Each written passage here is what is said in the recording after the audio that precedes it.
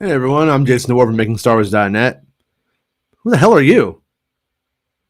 Boba Ah, Felonia. Felonia. No. Anyway, this is Rob, old Sketchcraft. And today we're going to dig into the episode of Chapter 2, Star Wars Book of Boba Fett. I'm assuming you've all watched it by now. If you watched this show, you definitely should have watched it by now.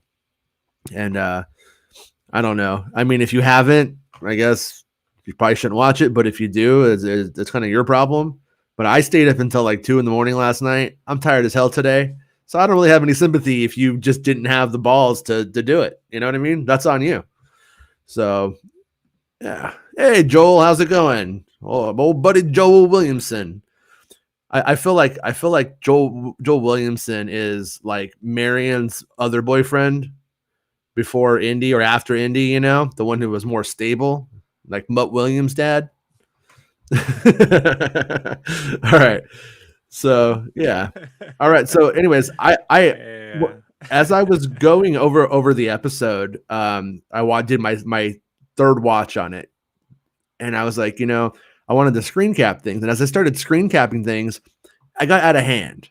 So this is an Easter egg uh, show, but it's also an Easter egg hunt. So, like, as we're going through, if you guys see anything, throw it our way because I am in no way pretending that I can know everything. And sometimes there are Easter eggs in here that I think are probably what I think they are, but you never know. Like later on, I put it in the featured image. Do you guys know what hoojibs were? Remember the hoojibs? There were these little bunny rabbits with like little tentacles that ended up in the end of the Star Wars Marvel comics, like the last 100 issues, like the 100 and like around the 90s to the 107 issue. They're just these dumb rabbits that show up. Well, I noticed when I watched that hut, I'm pretty sure he has one in his hand, but he's like rubbing it all over his body like a weirdo. I think he's going to eat it, but it might be a pet. But there's just stuff like that I want to get into and take Well, a just look to at. quickly recap for the people who didn't watch the after party yet, if you want to get our full thoughts on the whole episode, as it happened. Jason, did you like it? Yeah, I actually I liked it a lot. Um, I honestly went into the first episode expecting that this episode would be at this intensity, which is why I wasn't angry with the first episode at all. And super, yeah, I was really into it enough that after the show last night, I couldn't go to sleep because I was like a kid. I was like, oh man, I can't go to bed. I'm all amped up. And I'm like trying to go to sleep. It might have been the coffee kicking in late. I don't know, but I felt like it was the Boba Fett, It's probably the guy. probably the coffee. But so I watched it again before I went to bed. As soon as I woke up, took the kids to school, did a little bit of work I had to get out of the way real quick. Then I was like, you know what? I feel like watching it again. Then I proceeded to screenshot it over 3 hours. Yeah. So yeah, and then but I'm jazzed. And so how about you? How is your the morning after like vibe on it? Do you like it as much as you did last night? I think to quote the famous Ted Lasso, I feel like we fell out of the lucky tree and hit every branch on the way down, ended up in a pool of cash at a Yeah. Sour Patch Kids. You know what I'm saying? Like, Right. like, like I just think this wasn't just all what I thought the show would be. This is what I was hoping all Star Wars TV would give us, right? Like some blend of badassness, cinematic craziness, weird shit that Lucas would put in there, like, and then and then some I didn't expect. Like I don't think they would do that, and then whoa, I never thought they would do that, and I think this had something for everybody. The big MVP of the show is the second unit director. I think it's Sam Hargrave, but he was a stunt coordinator.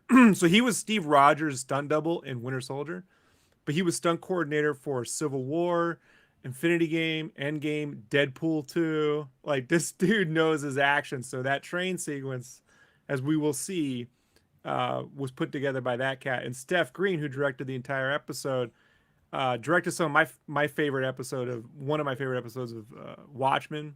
which was Yeah, episode 5, which dealt with Looking Glass, which was really good. I'm never sure who you give credit to when you see just like really beautiful shots. Does it go to the director of photography? Does it go to the director, or is it just a combination of the team? You know, and probably what it really is. Right. But when I was going through this episode, I was like, man, Steph Green's kind of a rock star in terms of the visuals. There Yeah. there Yeah. there are so many shots where if you just pause it, you're like, that could be a poster. Well, the DP was the '80s guy, right? Dean Kuntz, or Dean this Kundi, was the one. Kundi. This was the Dean Kundi episode. So like, Kundiana Jones. that's why I was afraid. Was the first episode Dean Kundi, and I forgot to go check. You know, Yeah, and this one I was like, okay, which? Oh, there it is. Oh, this is the Dean Kundi. So this was the perfect team all the way around. The music was on point, the editing was on point, the action choreography was on point, the character stuff was on point. You know, and one of my friends thought, well, this was corny, that was corny. I'm like, that's Star Wars corny. Whatever you're reacting to, you you know, like that. It was acceptable, good corny, like not bad corny. Like so, this was yeah. super fantastic. No, 10 out of 10 for me. yeah, there wasn't anything that was corny in this was just on brand. I mean, I just literally clapped and cheered at the end of the train sequence. I was Yeah. like, bravo, you know, like that's rare for me, my friend. Talking Sith, we haven't seen the Bomar Monk, and we also haven't seen that little when when Boba has his dinner party at the palace. We still haven't seen that either. Yeah. So Oh, yeah, we got the bingo. Can we do the bingo really quick before we go on the screen caps? Do we want to do bingo? Pick like what we did really quick. Like do you have that up? I wrote my picks down. I don't have that. Well, yeah, we ended up going the same. We ended up deciding for better or worse the same thing. And then I slept in. I haven't got to watch Star Wars Santa's show, but the bingo or I don't know if it's bingo or whatever, but the predictions or whatever is from Star Wars Santa's show. And so definitely watch Star Wars Santa's show because he does like this is his work that we are just co-opting because it's fun and we love him. Watch it. But I know for a fact I said Fennec wouldn't kill anybody, and Fennec didn't kill nobody. So we made the Wall of Fame for predictions. All right, we did it. And I'm not gonna lie, it was mostly you, Rob. It was mostly you. I think my reasoning was sound, but the curveballs, you saw them coming. Yeah. So what did we answer? I just wrote down yes, no, no, yes, yes, yes. Oh, no, you don't have it. Yeah. I have to go through the questions. Yeah, see, like because I had just come in from picking up my dog from the vet yesterday when I said yeah. I didn't have the actual. I will go through it tonight and we'll do it tomorrow. To talk about the first image for this season, I just want to say again to piggyback off last episode, the coloring they use for the chapter opening and the sequence, it's that Jedi like pale green. Like I always felt it was like a miscoloring of the film grading back in the 80s. Like it was supposed to be green, but like it was washed out because they sat at Nevada Chemicals. But I love that it's almost green, not quite blue tinting. I know it's a stupid thing, but I really actually really like it. Yeah. No, there was a lot. I mean, like in terms of like, you know, we have no shortage of screenshots. So if something isn't interesting, we don't have to look at it too long. But just like one little observation, and I'll connect this to another part, is that like those glowing eyes, they're a little more subdued in this one. But when you get to the other shots with the Captain Rex droid, they whoever is in charge of the glowing eyes really lets that stuff get into the frame and like really seen. I also like the way the Matt Berry robot like stands. Like he stands in an odd manner. Like he has it's not like 3PO Phantom Menace wobbly where I'm like, that is not standing.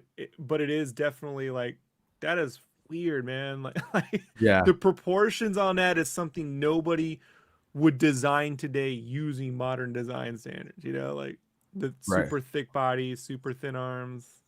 I like it. It's creepy. Wait, I'm Senna says send me the link and I'll go through your results. I don't know. Yeah, I don't have the link on me. is a thing. But I'll dig through it. yeah, one thing I noticed, or maybe it was just me, but in this episode, the Gamorrean guards were shot better in that you can see the eyeballs. My one maybe criticism of the first episode with the Gamorrean guards was that you couldn't see their eyes, so it looked like dudes in masks a lot more than it did in this one. So I'm not sure if that was just lessons learned from the first shoot, that was shot under COVID, rush, just go. Oh, the melon link. Oh, duh. Okay, yeah, cool. All right, I'll send it to you right now. Wait, what's the? I'm gonna. Oh, dumbass! Oh, send me the melon. I know. Don't pull a Rudolph.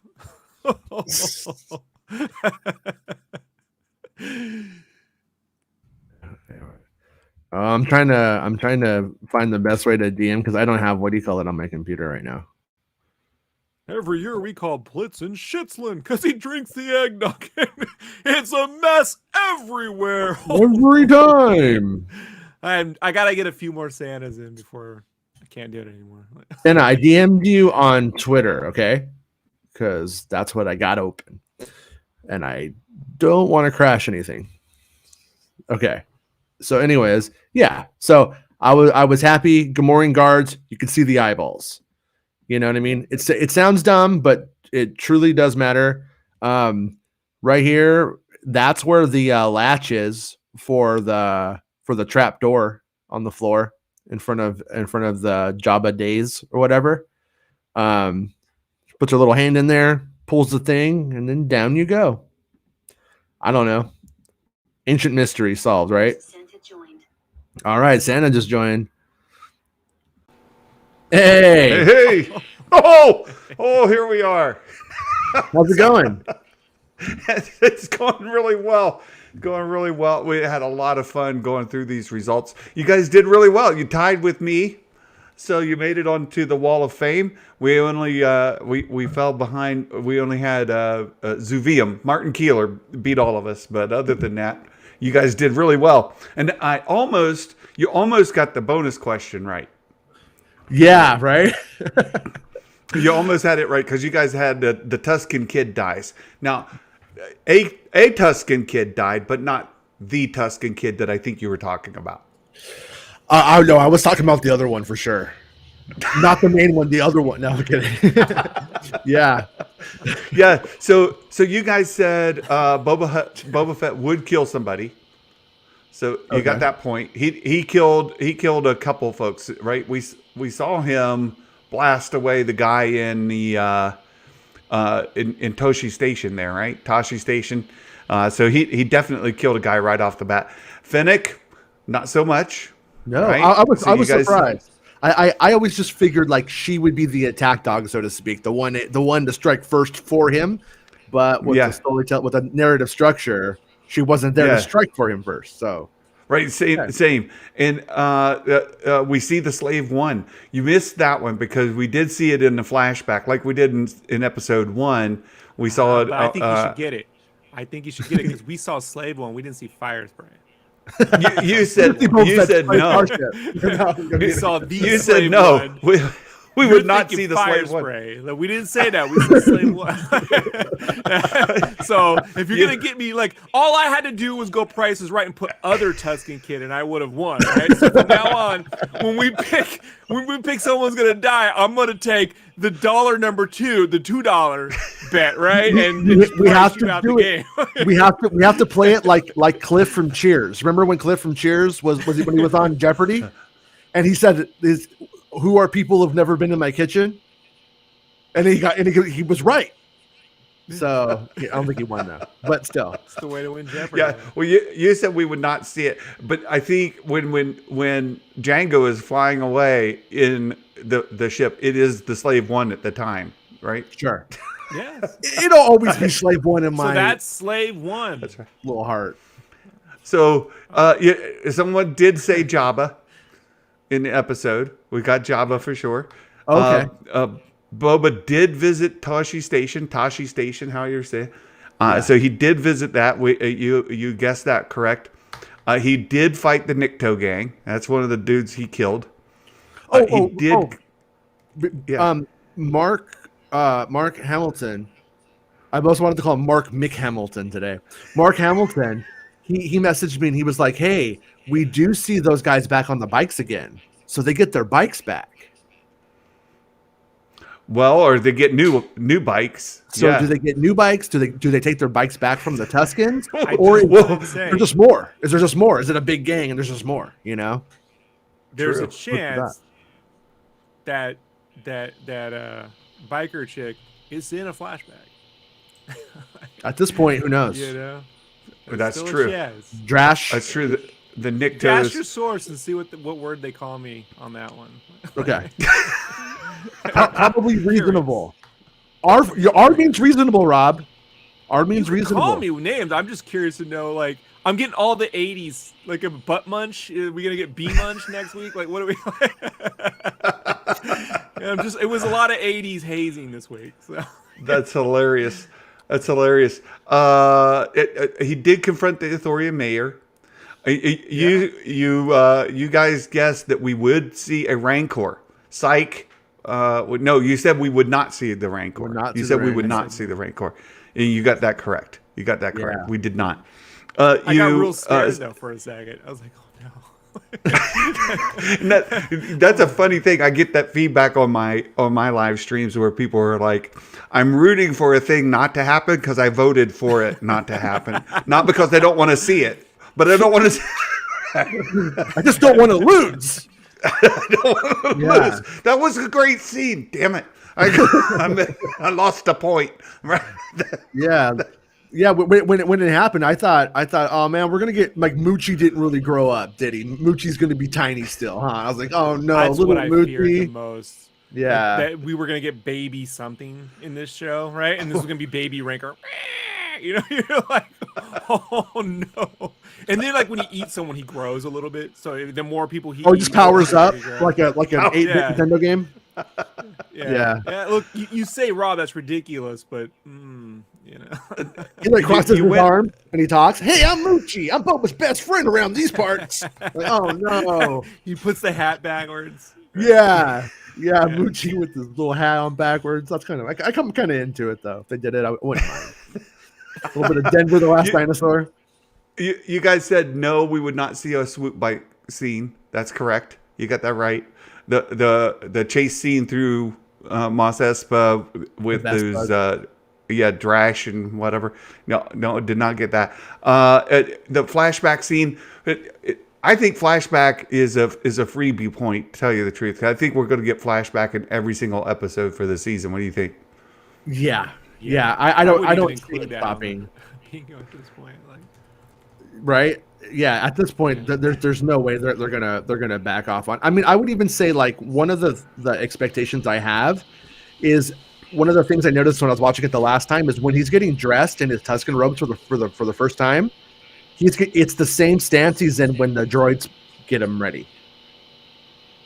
And so I think they're gonna do a montage of both of those things for the final battle. That's my prediction. That's my final episode prediction. So should we put in the predictions somebody dresses Boba? We're 2 for 2. I'm going to say dressing montage. That is something I hadn't considered, but I will write that down. Yeah, I mean dressing montage. But I mean, yeah. I'm kind of curious if at the end of this, if Boba wins out, is he like, yeah, I did it, this is what I wanted, or does he get it and he's like, this isn't me, and throws it down, and just leaves or something? Because like when you see him getting like, when you have like, I don't know, I'm just gonna assume, okay, I don't know, but fine ass Tusken ladies like putting your clothes on for you, making you like this ultimate Tusken warrior, and then you cut to like a little bit later and you're in a palace and pit droids are doing it for you. It just doesn't seem as cool. Yeah, Dale says he was confused on the swoop bite scene, didn't specify the one from the track. I took it to mean the Akira, biker chick moment, right? Like that. Yeah, that was the intended one with the two chasing. Yeah, with Drash and Scad, most likely the name. I got to be honest with you guys. I think that's going to be the names. I don't think they would code name potentially 2 minor characters or 2 emerging characters. In the past, I was going through documents that I have. They just didn't. It could be because it's casting, but they didn't do it for Dryden Voss. They didn't do it for anybody but Han and Chewbacca. So maybe next week I'll put on there, instead of the swoop bike scene, we'll see the Scad and Drash chase scene. Trailer shot. Trailer shot. So we had a series of cameos in here to vote for. Din Djarin, you got that one right. Luke Skywalker, no. Grogu, no. Cobb Vanth, no. Now, Jason, Black Chrysanthemum. Hey, you gave us the scoop of seeing that. I did. I talked about it on your show. I was like, I've seen and I don't know if you saw my show yet. No worries if you haven't. When I did the one last night, Meg came on. She's like, "Did you see my scoop?" And I was like, "Did you see mine?" And but it was it's like first day at Scoop School. Everyone's showing off their new scooper keepers. You know. Yeah. Like, all right. Rob's like, "Well, they all look really cool to me." Me and Meg are gonna have a show where we stand back to back. You're watching scoopers. Anyways, yeah, I was really happy for her that she got that one right. It was one of the most fun ones ever. But when I saw him, he didn't have that armor on. And if he had the armor on, I would have known for sure it was him. Instead, I just saw the Wookiee. You know what I mean? So congratulations on the scoop, but you got the question wrong. Yeah. So yeah. Well, there's that. I don't know I don't know to congratulate you or console you on that. Like, you know, it's a mix. Well, because honestly, like a couple of things happened there, and one was that there's the showdown, and I only thought the Wookiee was a part of the showdown, so I think that's coming.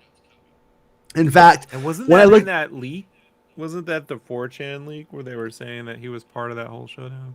Well, that was a Jason leak first, but that was in there as well, though, right? And that's why I still don't know what to think of the 4chan stuff. Right now, I'm still like, oh man, it could all just be extrapolations from things that were going around in general from somebody who knew everything. At this point, there hasn't been something that's like, oh, that they mentioned the Rancor fake out. They actually said, oh no, he has a Rancor, and then he rides it around the town, and it's like that's not really happening. But I am speculating now that if the Rancor stuff is accurate, we may see the Hutts bring the Rancor back as a gift, as a trick, and then they just unleash it, and then Boba tames that shit in the streets, and then everybody's like, that's Conan the Barbarian right there, you guys. So I was wondering if perhaps that's a CGI deal, that somebody saw him riding a CGI beast, during filming, like it came from somebody on set, and it turned out to be that creature from episode 1, not a Rancor.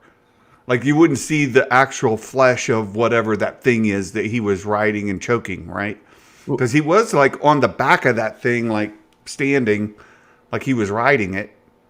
Well, Star Wars Newsnet just gave away their source in the middle of their article when they talked about the contractor who was there, and just made it really clear what everything that they had was, because they wanted to really prove that they're not full of shit, which at this point I don't know why. We know that they're not, and but I'm guessing it was the props were actually built and for the quote saddle. And that is the element that actually leads to the actual leak, if you will. I see. That's I don't know anything. I haven't talked to them. That's just me based off of the fact that they had to drop that the person who makes the replica props was there. And then it's very easy to draw conclusions about what they were doing. And then the next report, they're like, our source is so freaked out. And it's like, yeah, because you literally said the company basically was there. And so that's no more panty checks either. So yeah, and sorry, but I'm not doing any inside baseball stuff. I'm just judging by what's on the text on the website. So it's fair game in my opinion, But yeah. Don't do that. Don't do that. No. That's your thing. So totally. So the next was Kira You said yes on Kira. She did not show up. However, I think that the odds of her showing up are quite good. It's just, I'm conflicted. I was talking to Meg about this the other day off stream, but the stories back with Amelia Clark and her schedule not lining up. Like, she was otherwise engaged. So if she was busy doing other stuff, not on set for Boba, or during the filming of Boba, that kind of rules her out. But we know with the stagecraft, the volume, you can sneak somebody in for a couple hours and get it done. It's possible, but I think unlikely, just based on Amelia Clark's availability. That's my own opinion. Yeah, my opinion on that is that it's so small that it's probably a day's worth of shooting, and she could have been making 5 more films and still done this, and it would have made a difference. That's my take. Is we just don't have any clue. And I'd like to add that if I had to choose between getting a character from a movie we already know and something unexpected and freaking awesome like the conductor, I'll take the conductor surprise over member berries any day of the week. Like, seriously, like, show me something I have like that is. I'll take that. Now I want that toy so much. Yeah. So Cad Bane, you have that correct. He did not show up. And Drash and Scad, no, not yet. So you got those correct as well. And then the bonus question, you said Tuscan Kid dies. I read into it that you meant the Tuscan Kid. We meant said other. The main. Other. Yeah. You didn't say a Tuscan Kid dies. Some random Tuscan Kid dies. Yeah. So, It's the $2 bet. I trapped him. Jason would go for $1. I'll say 2, and I'm the total Yeah, right. Has anyone on the Price Right ever just turned around when someone did that and just like murdered them? Like, because I feel like that's the scene. It should have been an Adam Sandler movie by now. Like, Did you ever watch that documentary about the guy who like studied it and like learned how to beat the system of the Price is Right? Luck. It was pretty good. It was Pressure Luck. I thought he beat. That was. No, there was one about Price is Right. He knows how they price like all of the appliances and stuff. I'm dying for what's the actor from Better Call Saul? Bob Odenkirk. I'm dying for Bob Odenkirk to play Bob Barker in a Price is Right movie one day. Now there was that dude who nailed every single price. Like he had kept up with the inventory during the cycle. Yeah. And he actually did nail every single product all the way through. Yeah, and then they said he was cheating, but he wasn't. He was just doing his research, and then he starts dating one of the beautiful ladies who also frequents the show. And I was like, this is a great documentary. I'm having a great time. This guy's life is rad. He did his homework. I mean, he just paid attention to the product cycles. He knew what the cycle was. He knew the products. Do your homework. Yeah. I have to say, Meg, crazily informed on this subject. a lot of times I feel like I have not matured at all, and by my actions and behavior, especially on the show, it proves that's mostly not true. But whenever I watch an Adam Sandler movie, that's when I see my true intellectual growth, because I used to think that was so funny. And today when I watch it, I'm just like, why, Jason? Why did you think this was ever funny? It's so cringy. I am not a fan of Sandler's at all. There's none of his movies that are worth my time to watch. Unstrung Love? No? Well, I mean, okay. You ever seen that in the frame of it being a Superman movie? you ever watched that dissertation? Go look at the colors and the framing and everything, and then you'll see it. Like, he's wearing Superman colors, his lowest, the whole thing, and you're going to go, oh, snap. Never saw it that way. Changes everything. All right, let's oh no! I think it's time for me to leave. Meg is calling me out on John Lennon. Trying to tangent our screen cafe. I know.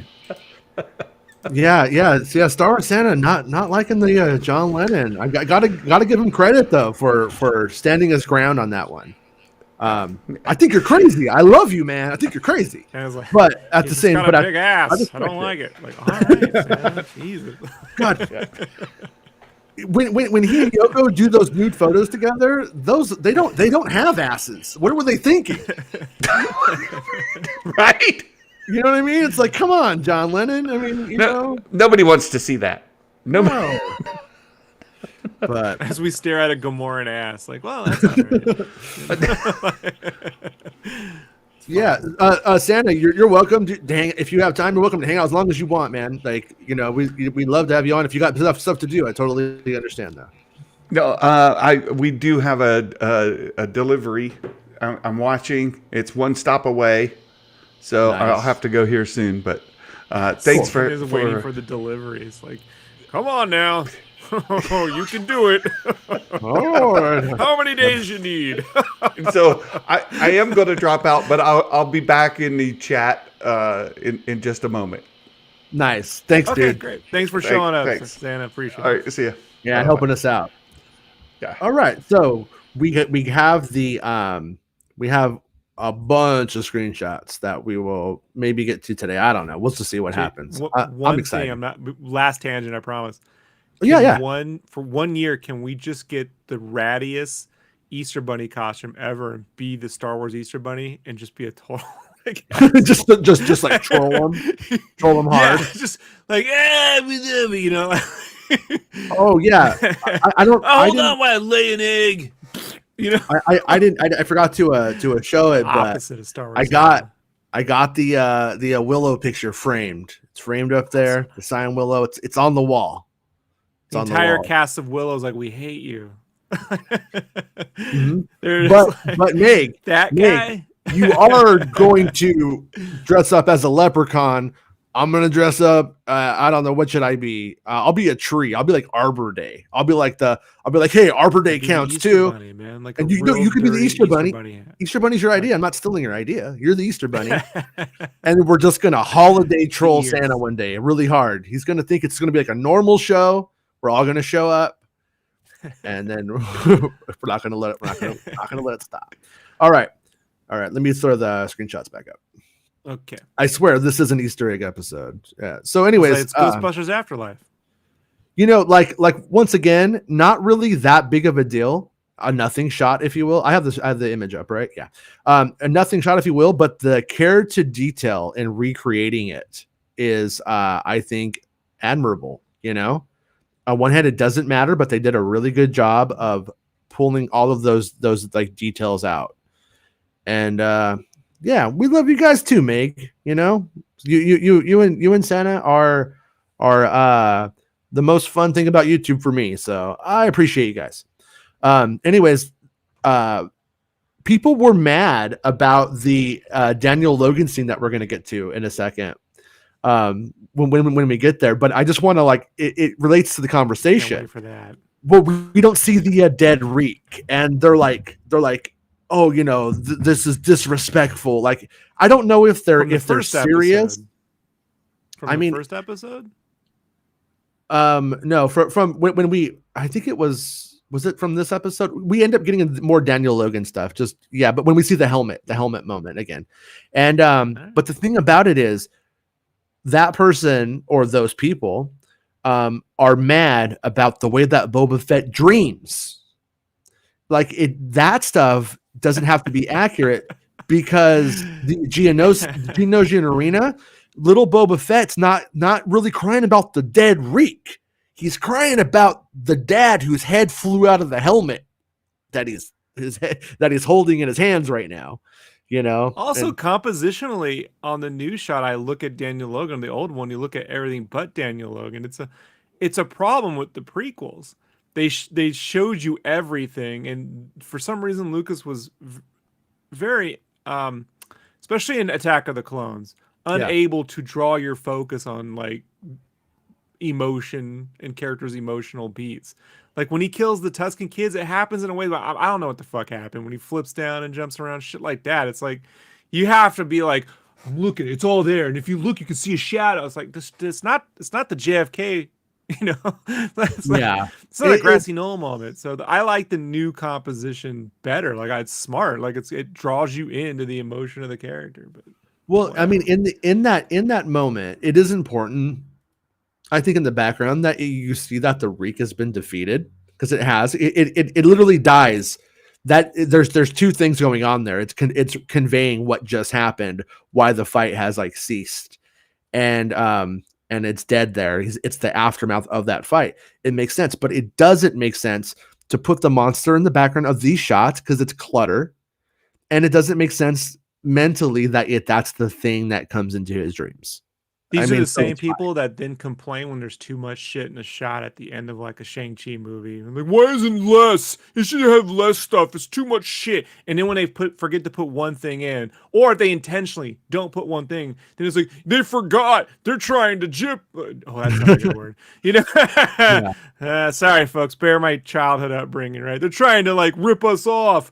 Disney's yeah. ripping us off. Like whatever. But It's, anyways, it's something always to be angry about, right? oh sure, yeah. I mean, I find it either fun in the sense that somebody is that ridiculous, or fun in that if they're trying that hard to generate the outrage.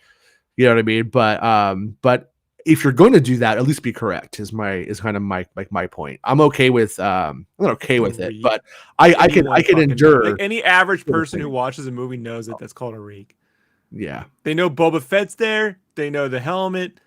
They don't know what a reek is. No, it's not important to the visual Yeah. language of that moment. This as a kid who played with this Jabba the Hutt toy for whatever Totally. reason, I'm really into that moment right there. And then right there we get the mystery of what we've been looking at in terms of when they go to look down into the Rancor pit. And There's a oral knot shot. Hold on, go back to that last shot. oh, I The can't. future oral knots moment, right? They could Right. just have like one of those little like scented pine trees hanging off the grill. Yeah. One of those car fresheners. Just saying, like there's a moment.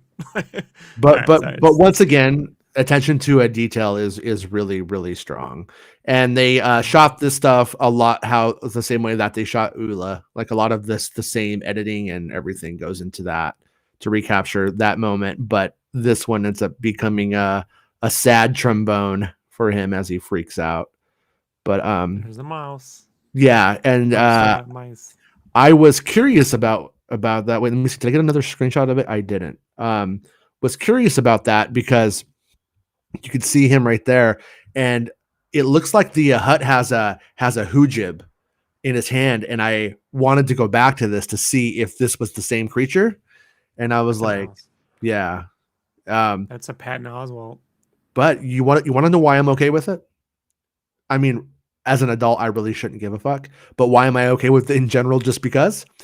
Because remember when you opened the toy to Jabba's days, there was like a little rat in there. I think Yeah. there was like a dead There's a little rat, rat in there. like in there, and I'm like, so I see this, I'm like, oh, okay. So let's see. Star Wars Make says, here's a thought. You remember that Boba Fett under the helmet special? They convinced George Lucas to be interviewed, which makes me think it might have been for something bigger, Attack of the Clones 20th special. I wondered that too when I saw it. And when I was looking at the interview about it, though, I started to wonder if that is, when I say archival, I don't mean like from 15 years ago, but I'm wondering if that is from when he was still in their good graces and talking and doing stuff for them a little bit more than he is now. So I'm wondering when that was filmed. If we ever hear when that was, and you find out, Meg, let me know, because I definitely am curious about when those interviews were conducted, because some of them weren't necessarily new. But I only watched it one time, so I'm not an authority on that one yet. I'm actually pretty cool with the sequel trilogy. It's Rogue One I can't fucking stand, so I won't talk to them now.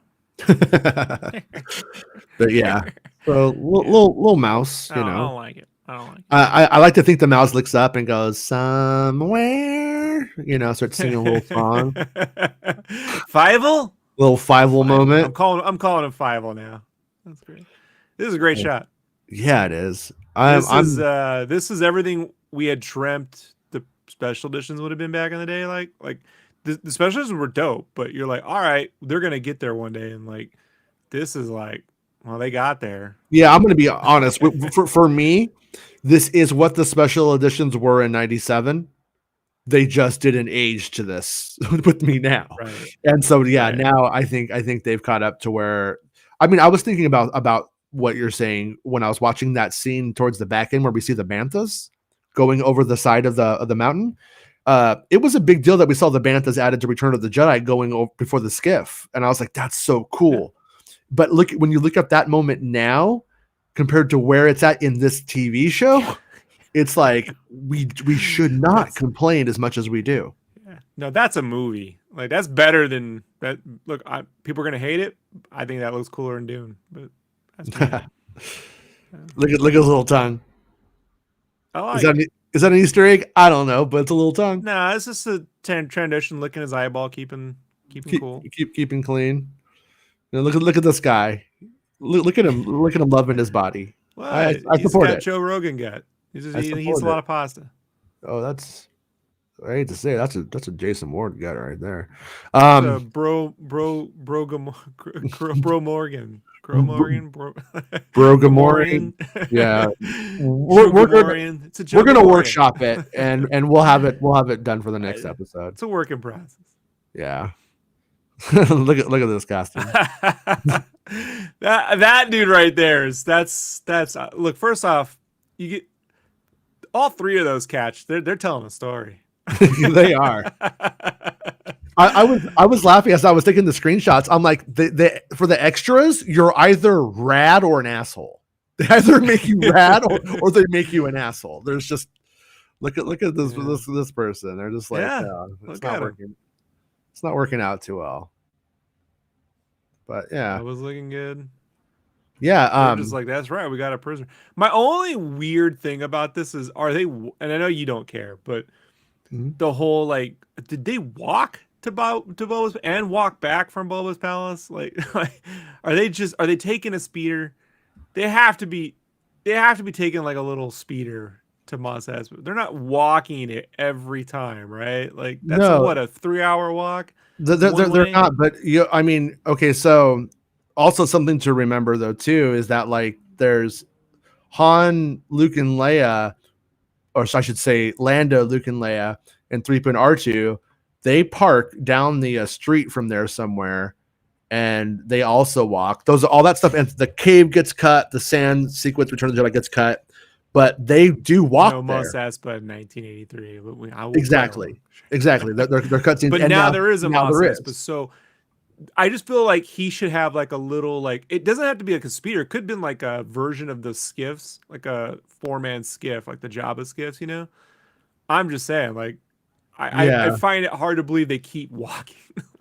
It's a lot. I don't need to see it. It's just if it was parked there and you're just like, oh, okay, sure. I'm gonna make the assumption. Yeah. I like these moments right here. Remind me of Deadwood, the early episodes of Deadwood, when you start to see all the various factions going, like, who's this new person coming into town? And it feels very HBO in the 2007 era. But I like it though. I'm for it. Yeah, why do they have to be a puppet? And why are they going to Mormon church? I don't Oh, and this gong droid right here, that's just kind of like a large vibrator version is but that's what I like when I see the Boston Dynamics robots. I'm like, no fucking. But then I see that thing. I'm like, that's Star Wars. I don't know what the fuck that thing is. I'm not gonna lie. It looks like a toy I didn't want in 1983, but now I want more than anything in the world. Yeah, yeah, it's great. This costume right here. This costume right here with this is very Return of the Jedi. They really nailed the Return of the Jedi costume design with this one, with this extra. That's one of the things about the Mando episodes I'm hypercritical of. Like in the ATST episode that Bryce Dallas Howard directed, love the episode all in all, but the costumes of the extras and the villagers look so horrible, and they're like all the same, and it just looks stupid. And I'm glad that when they did Tatooine, they really did a good job on this version of it. And there's the amount of people. Yeah, I think I gotta understand, like, it's still a TV show, folks. Like there's plenty of people here, so yeah, this is good. Yeah, I was having a pretty good time going through it all. This is where I just wanted to point out that this is most likely where Shmi and Klieg Lars, he had maybe somehow used his little hover chair to get up these stairs. She probably had to help him. They probably went in there and signed the marriage certificate at the She marriage. doesn't like it though, because when she has to lift the chairs up, there's boogers underneath. Oh no, that would have under the chair. That would have been a courthouse, right? This isn't a courthouse. This is like the mayor's office. I'm wrong. Klieg I is think nasty. all right. It's got a scrape underneath that chair, you know. Business in the front, party in the back. Pedro Pascal's little brother, maybe. Okay, all right. I mean, that's like the Mandalorian if he became a weed dealer. I'm just gonna say. I was liking the casting there, and oh yeah, and he has a little Imperial hat, right? Is that like is that part of his uniform, or did he just steal like an Imperial officer's hat and he's like, now I'm the chief? He took the shit. Yeah. What are you gonna do? Yeah, that's like I loved it so much I screenshotted it twice. Yeah, and then if I had to be critical of the backgrounds here, these extras like this dude right here and the other dude, like they needed helmets or something.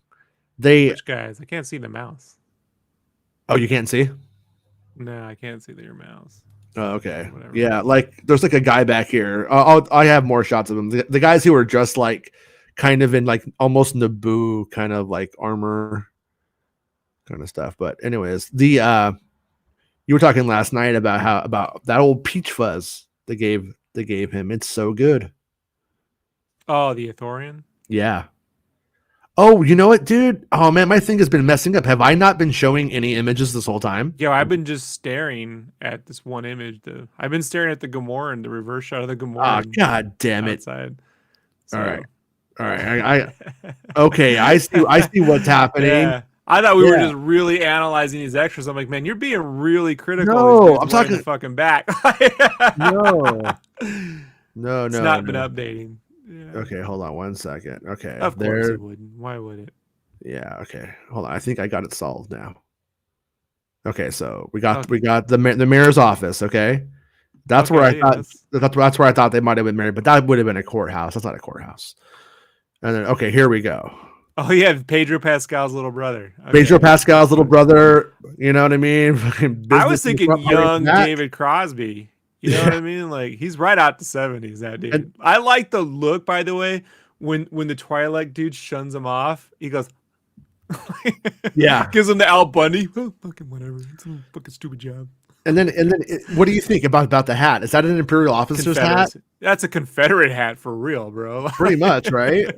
I would not be wearing that hat into South Compton. You know, it's not a good look for you. I wouldn't be doing it. I got to be honest with you. I grew up there, and nobody would actually even know what that means. This is a Kenner figure for real. Like good one, by the way.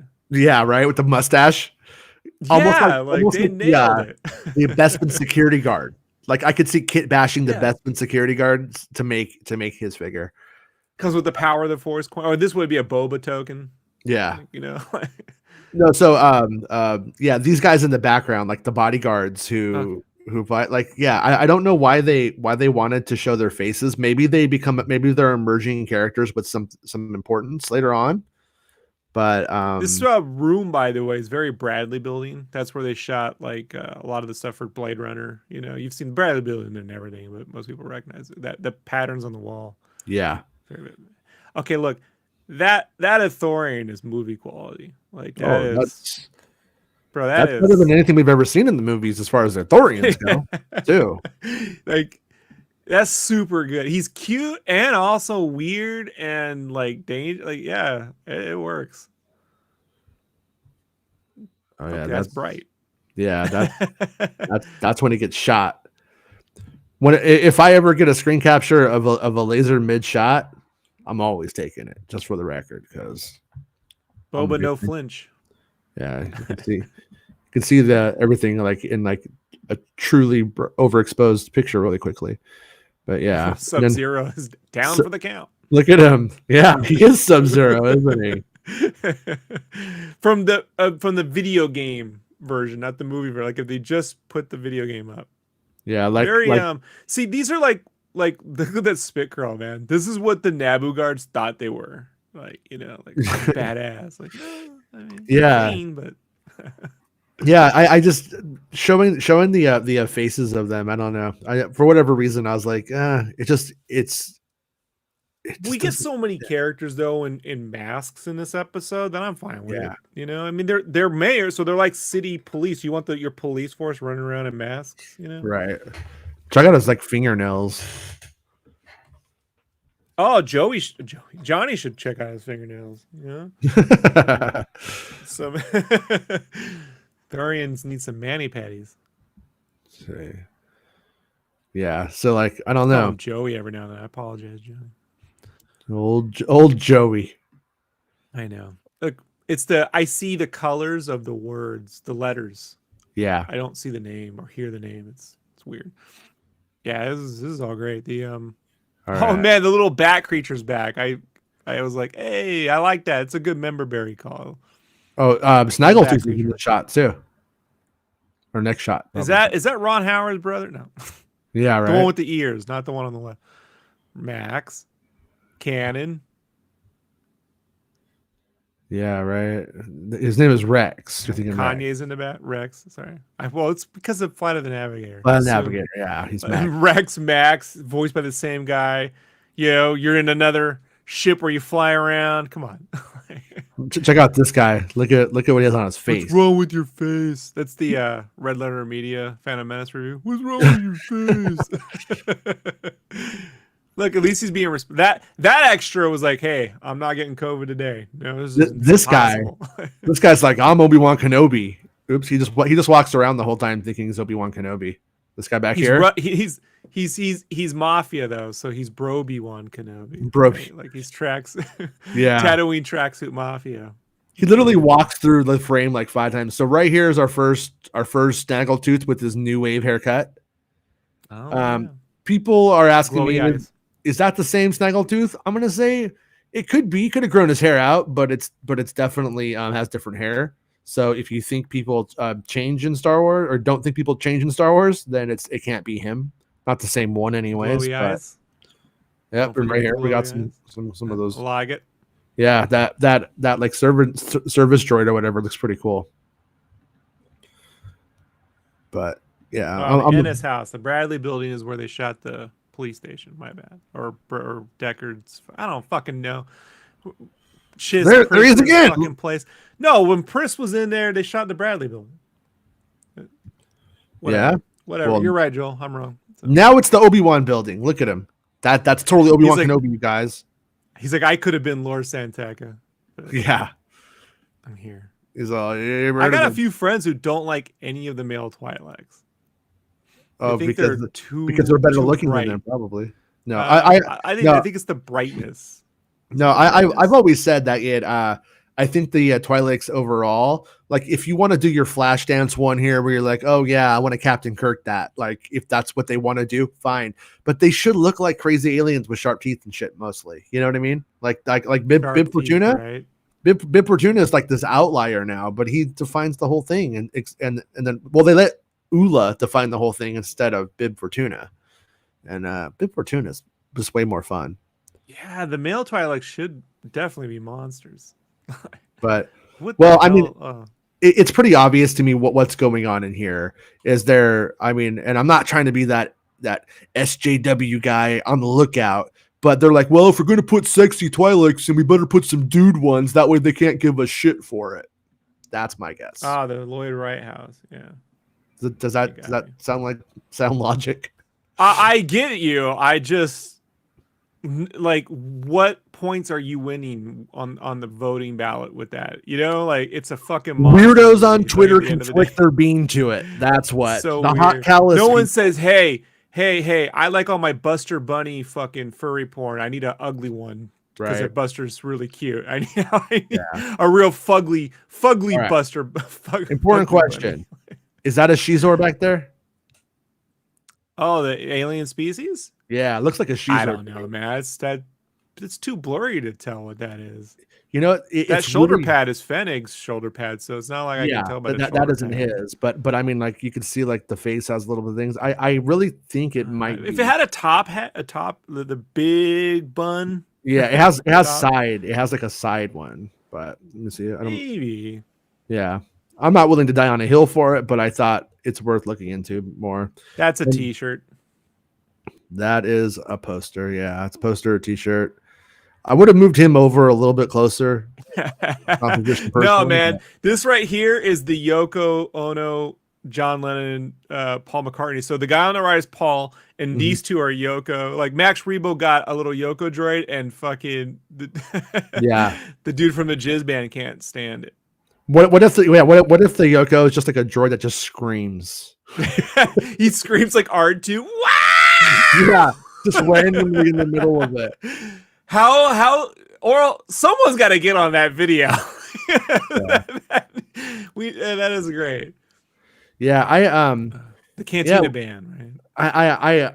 I have to say, I am as critical about the member berry stuff as the next person, but when they come in, I was like, man, wouldn't it have been cool if they were playing the Return of the Jedi song made new?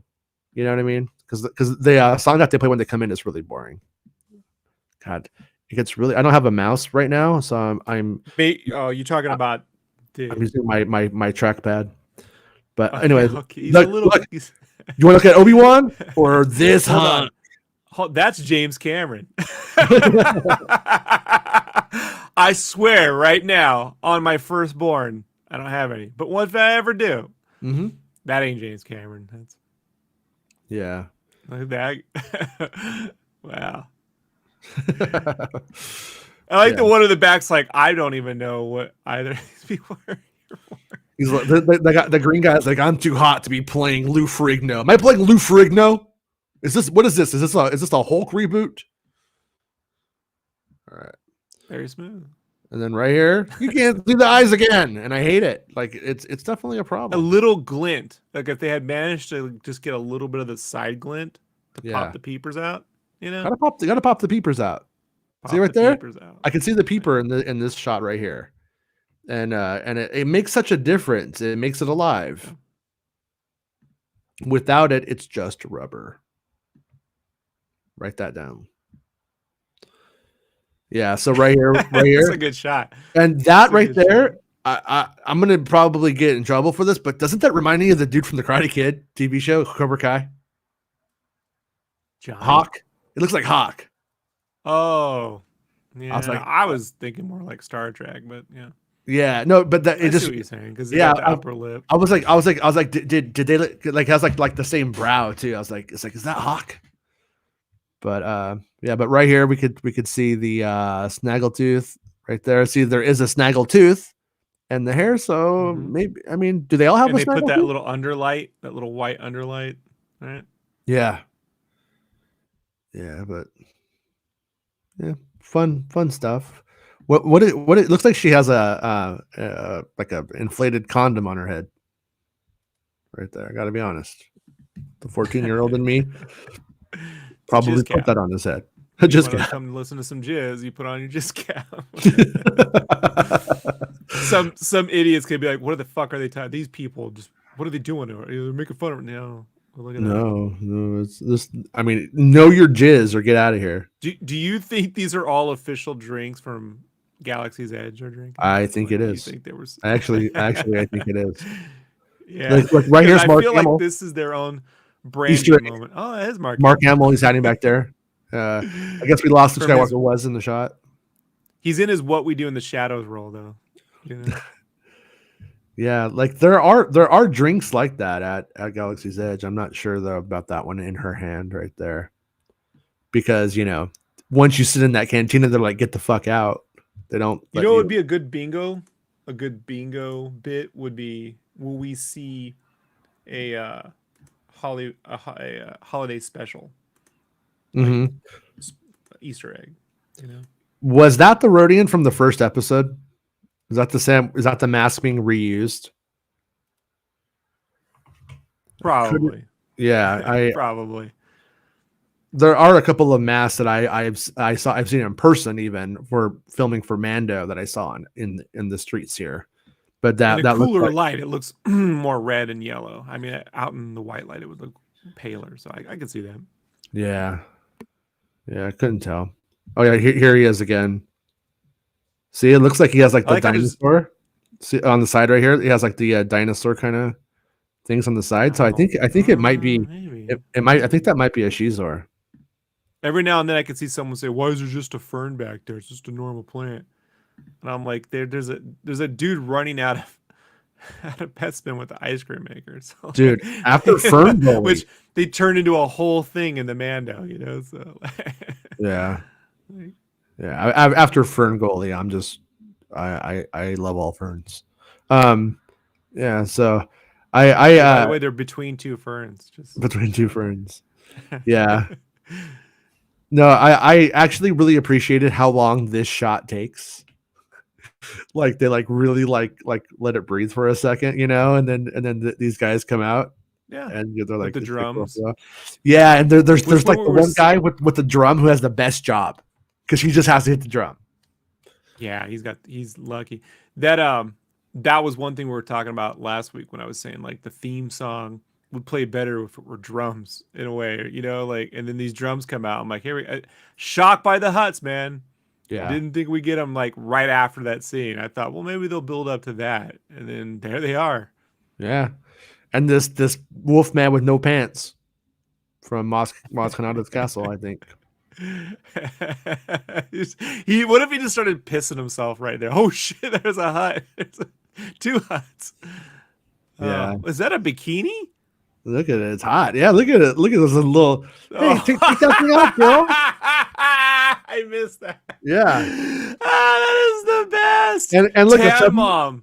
And Mom returns. What? And a chubby little Jawa. Look at him. Look at the chubby little dude. Now, I'm just saying, just tell your boy if you order 2 fries, you're gonna end up like a chubby Joe.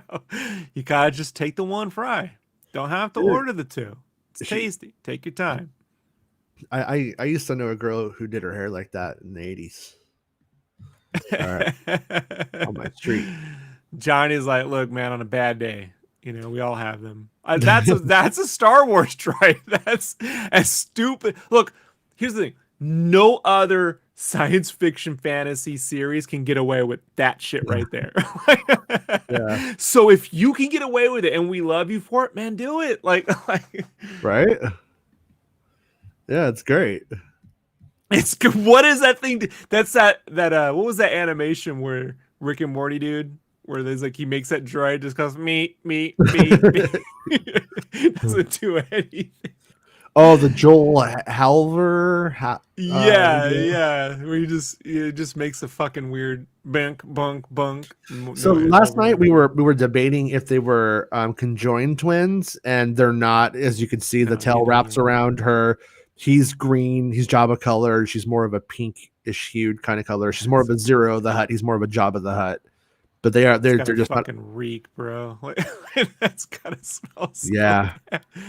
Yeah. I look that misshapen dais that they're carrying on is the best selling point of that. Like fantastic. Yeah, and then her reaction right there is kind of funny. Her line though, man, is super cringy in that one part where she's like, they're just people in suits, like you're overpaying. When she's like talking about it, it plays real cringe. I'm like, oh, I'm glad they don't talk a lot in this show. Yeah, it's not the best. Yeah, it's not. It's a good shot down. Yeah, it's pretty. No, it's awesome. You know, I just think this is when you hire a cat who's known for doing cinematic work, you can get some real good cinematic shots, and that right there is. Imagine if that was a scene we got from Phantom Menace, right? You'd be freaking out, right? Like back in 1998, you'd be like, "What the hell is this?" But this episode, yeah, the director, what's it? Steph, I can't remember the last name now. Steph Green, fucking great. I mean, it really is. That whole team, like all of the shot compositions of it is just fantastic. Like I'm really into it. And this little critter right here, I filmed that one sleeping on the Mando set one day. I'm like out there, somebody in this costume is laying on the ground, and I'm like looking at it. I'm like, what is that? I'm like trying to get a photo of it, and then all of a sudden it stands up, and it just scared the shit out of me. It was like a zombie movie because I didn't think it was real. And then there was somebody in it, but I think they were just super hot and just like laying down, like just still, being completely still, just trying to like be calm. But so like, we'll go back to that shot. I've got one question for you really quick. Like, so is this all, like, is this part El Segundo with this like, is all El Segundo. so it's all El Segundo, and the background is literally just old frame matted, Yes. framed in, or in fact, most of the Tuscan stuff in this episode is also El Segundo. Like I could pretty much tell you exactly, like, because we'll get to it when we get to it. I'll show you exactly how you could tell what's the volume and what isn't. Yeah, it's basically just like a large blue screen around. But yeah, this set right here, this whole courtyard is pretty much built, and then the canyon walls and stuff like that are CGI. I saw these buildings up. I couldn't see that well into the stuff, and obviously I didn't see any huts. When I only went down there. I only went down there a few times during the pandemic. What if they just wheeled out like a giant Garfield, like a shitty stuffed Garfield? Steve Gutenberg. Yeah, he comes down and he has like a digital scroll, which I thought was kind of funny. I didn't really. Yeah, that's good. It's, newish techie, but works, right? Like. Yeah, it does an old visual motif, but in the Star Wars way, and that's always the best way to have things go down. Now, see right here in his hand, I think that's a Hoojib. Yeah, and I got one shot of it. See, one of the things about the animation on the show, at least when I play it on my player on my computer, is when they do so much motion blur, I think, to hide like what needs to be done, or like just like make it work really quickly and cheaply. And so they're doing pull down to 24 frame, so you get the smears, right? Like, yeah, it's all smears all the time. Like, it's really hard to get crystal clear screenshots of some of the shit. But one thing I wanted to point out is that his face tattoo right here is Jabba has a tattoo on his arm, and it's very much in this same like vein of art, but he got it on his chin because he's tough. She has that what the bikers are spray painting everywhere? They're spray painting something like that. It's not that one, but no, like it's like a K. Tesla logo. It's like a Tesla K. Yeah, pretty much. Yeah. So right here you can see it a little bit more, and it has like the little like tentacle thing. I don't know what you call it, like the little antenna, and it's really hard to capture when you watch it moving. See right here, you could see it go right here. It loops right here. So I'm pretty sure that's a Hoojib. And this is why when I was first watching this, I thought this was directed by Filoni, because I'm like, this is like an animation thing 100%, right? Like bringing in, this is something like an animator would think of. Like I initially thought, because we had that cat come in the chat room yesterday, was saying this one was going to be directed by Filoni, but turned out not to be. So. Yeah, that wasn't accurate. The lighting on this is fantastic. Yeah, I'm trying to pull up right now. My schnauzer gets eye boogies just like them huts sometimes. Gotta get in there and clean them off for him. Here, I'm doing a screenshot right now, so I could drop it in right now, just in case somebody is not familiar with our Hoojib friends. Well, my browser doesn't like when I do too much stuff at once, because I am really taxing it, You're still in the hut shot right now? Yes. And right now I'm going to drop in. So this was a book and tape, book and record, read along 45 called The Hoojib. And Planet of the Hoojibs was the book. And there were these, I think they were like little force sensitive creatures or something. I can't remember exactly, but they were mostly in the comic books. They end up, by the end of the Marvel comics, they put these people that were red, and then have these like red people that were super horny. Kind of, for some reason they were like all horny for Luke. And then these Hoojibs, and they were just everywhere. And it was like, that's the point where I was like, it ended. And I was like, you know what? It feels right. It feels like we just need to stop this.